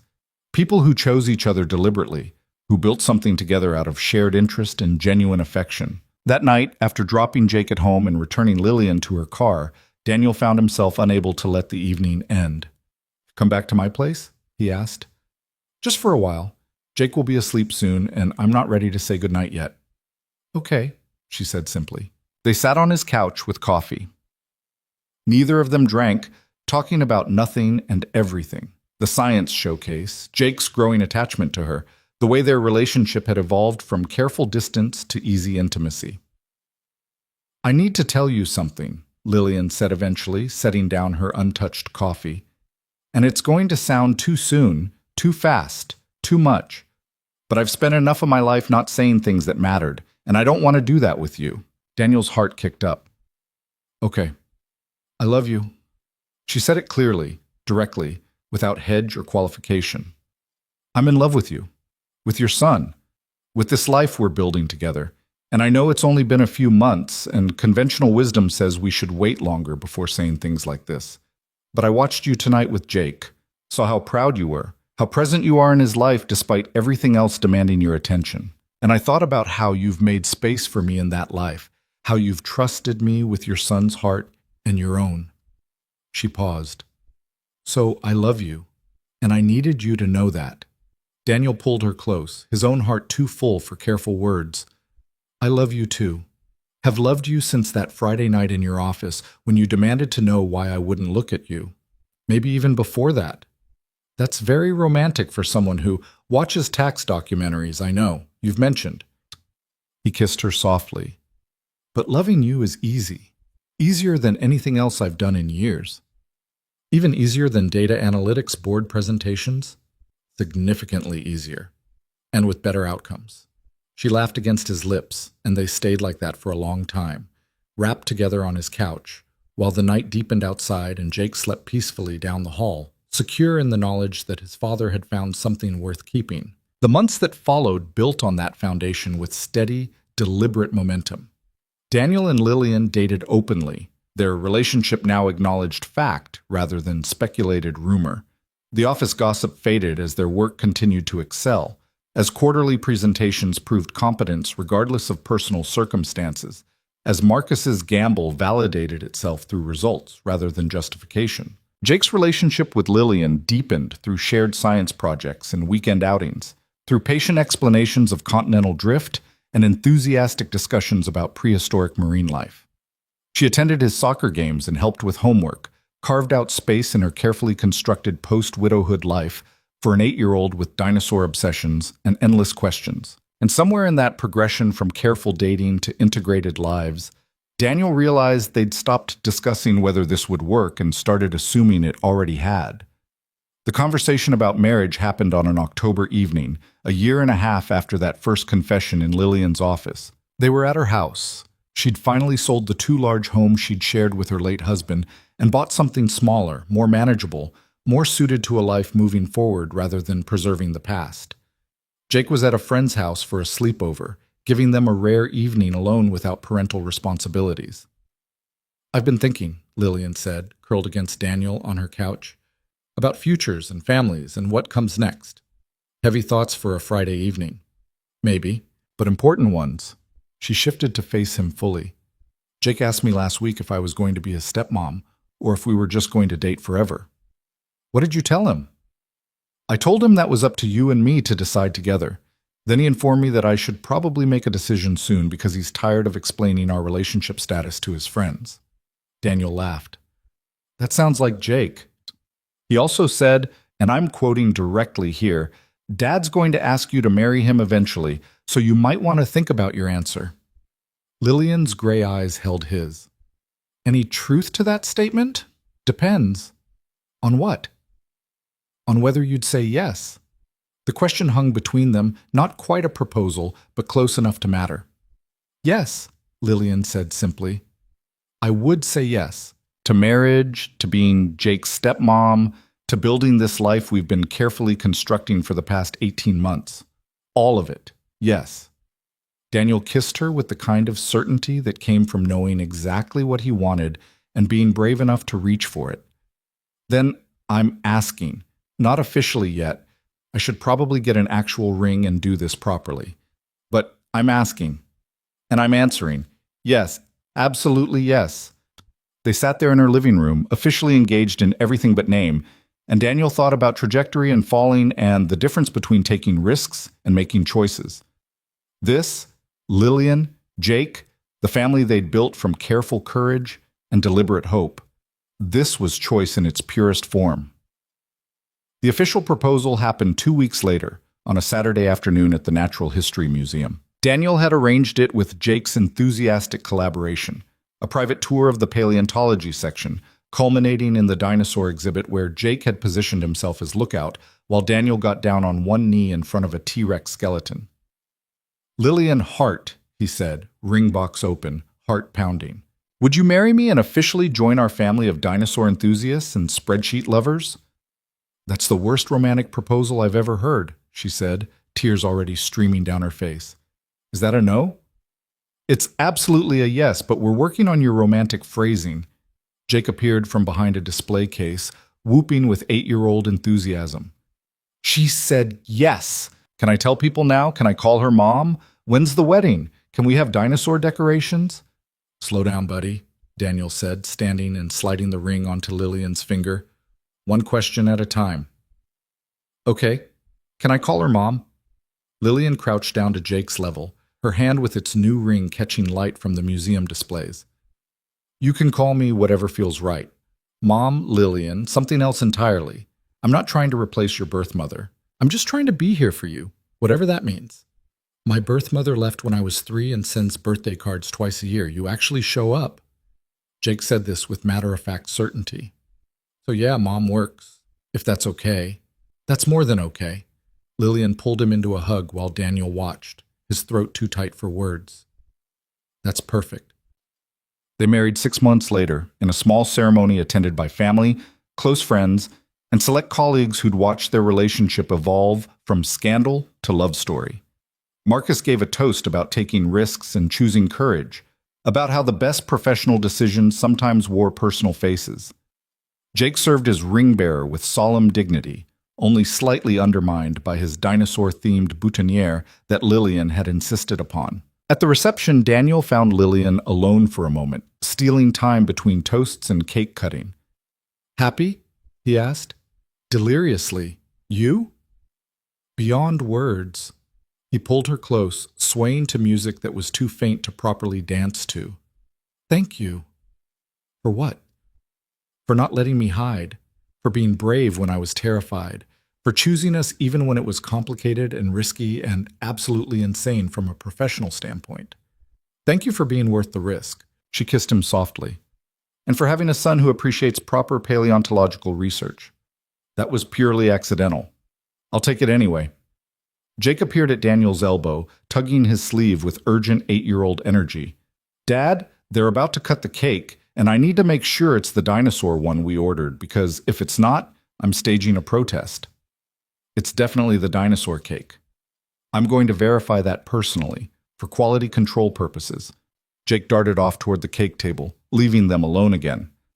Our son is very thorough, Lillian observed. Our son's, Daniel repeated, testing the words. That sounds good. It sounds perfect. They stood there at their own wedding reception, watching Jake negotiate cake logistics with the caterer, surrounded by people who'd supported them through professional scrutiny and personal courage, and Daniel thought about the question that had started everything. Why won't you look at me? That simple question in Lillian's office, delivered on a Friday evening when they'd both been too exhausted to maintain careful distance, had cracked open everything he'd been hiding from. The fear, the attraction, the terrifying possibility that feeling alive again might be worth the professional risk. And now, 18 months later, he stood at his wedding reception with a ring on his finger and a family built from deliberate courage, and he couldn't imagine having made any other choice. What are you thinking about? Lillian asked, watching him with that soft expression he'd learned meant she was reading his thoughts with unsettling accuracy. About Friday nights in your office, about confessions that changed everything, about how answering one question honestly led to all of this. Best answer you ever gave. Best question you ever asked. Jake returned with cake logistics successfully verified, and they spent the rest of the evening celebrating with their community, colleagues who'd become friends, family who'd supported them through complicated navigation, the 8-year-old who'd accepted Lillian into their lives with casual certainty that adults could learn from. Later, much later, after the reception ended and Jake was staying with Daniel's sister for the weekend, and they were finally alone in the hotel room that would start their honeymoon, Lillian stood at the window looking out at the city lights. Do you ever wonder what would have happened if you'd just kept avoiding me? She asked. If you'd never answered that question honestly? Daniel joined her at the window, wrapping his arms around her waist from behind. Sometimes, but then I remembered that avoiding you was slowly killing something in me. The careful distance, the professional boundaries, the constant calculation of risk versus reward. He kissed her temple. I'd rather have this complicated and risky and absolutely worth it than spend the rest of my life wondering what we could have been. Good answer. She turned in his arms to face him. Because I plan to spend the rest of our lives reminding you why honesty was the right choice. I'm counting on it. Years later, when people asked how they met, Daniel and Lillian would tell the story with practiced ease, colleagues who became friends, who became more, navigating corporate policy and personal courage to build something real. They'd mention the holiday mixer, the months of careful distance, the Friday evening confession that changed everything. But privately, between themselves, they remembered it differently. They remembered the fear that had nearly kept them apart, the professional risk that had seemed insurmountable, the choice to be brave when every logical instinct screamed for safety. Jake grew up with that story, with parents who'd chosen each other deliberately despite complications, who'd proven that courage and calculation weren't mutually exclusive. He learned that love required risk, that families came in many forms, that sometimes the best decisions felt terrifying in the moment, but right in hindsight. And when he was older, when he brought home his own complicated relationships and uncertain choices, Daniel would tell him what he'd learned in Lillian's office that Friday evening, that the scariest questions often led to the best answers, that vulnerability was strength disguised as weakness, that being brave enough to be honest could change everything. But that was years ahead. For now, on their wedding night, Daniel and Lillian stood at a hotel window watching city lights while their son slept safely at his aunt's house, secure in the knowledge that his father had found partnership and his family had grown in all the ways that mattered. I love you, Lillian said softly, for being brave enough to tell me the truth, for not letting fear win, for building this life with me.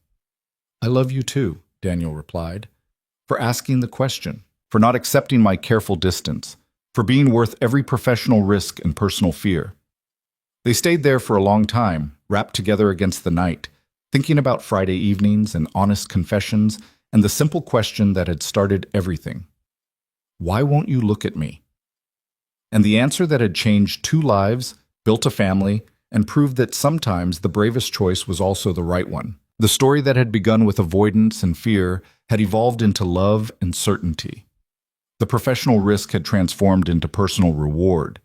The careful calculation had given way to deliberate courage, and Daniel Mercer, standing in a hotel room with his wife on their wedding night, finally understood what Marcus had tried to tell him all those months ago, that life was too short to let fear make decisions, that the brave choice and the right choice were often the same thing, that some risks were worth taking regardless of outcome.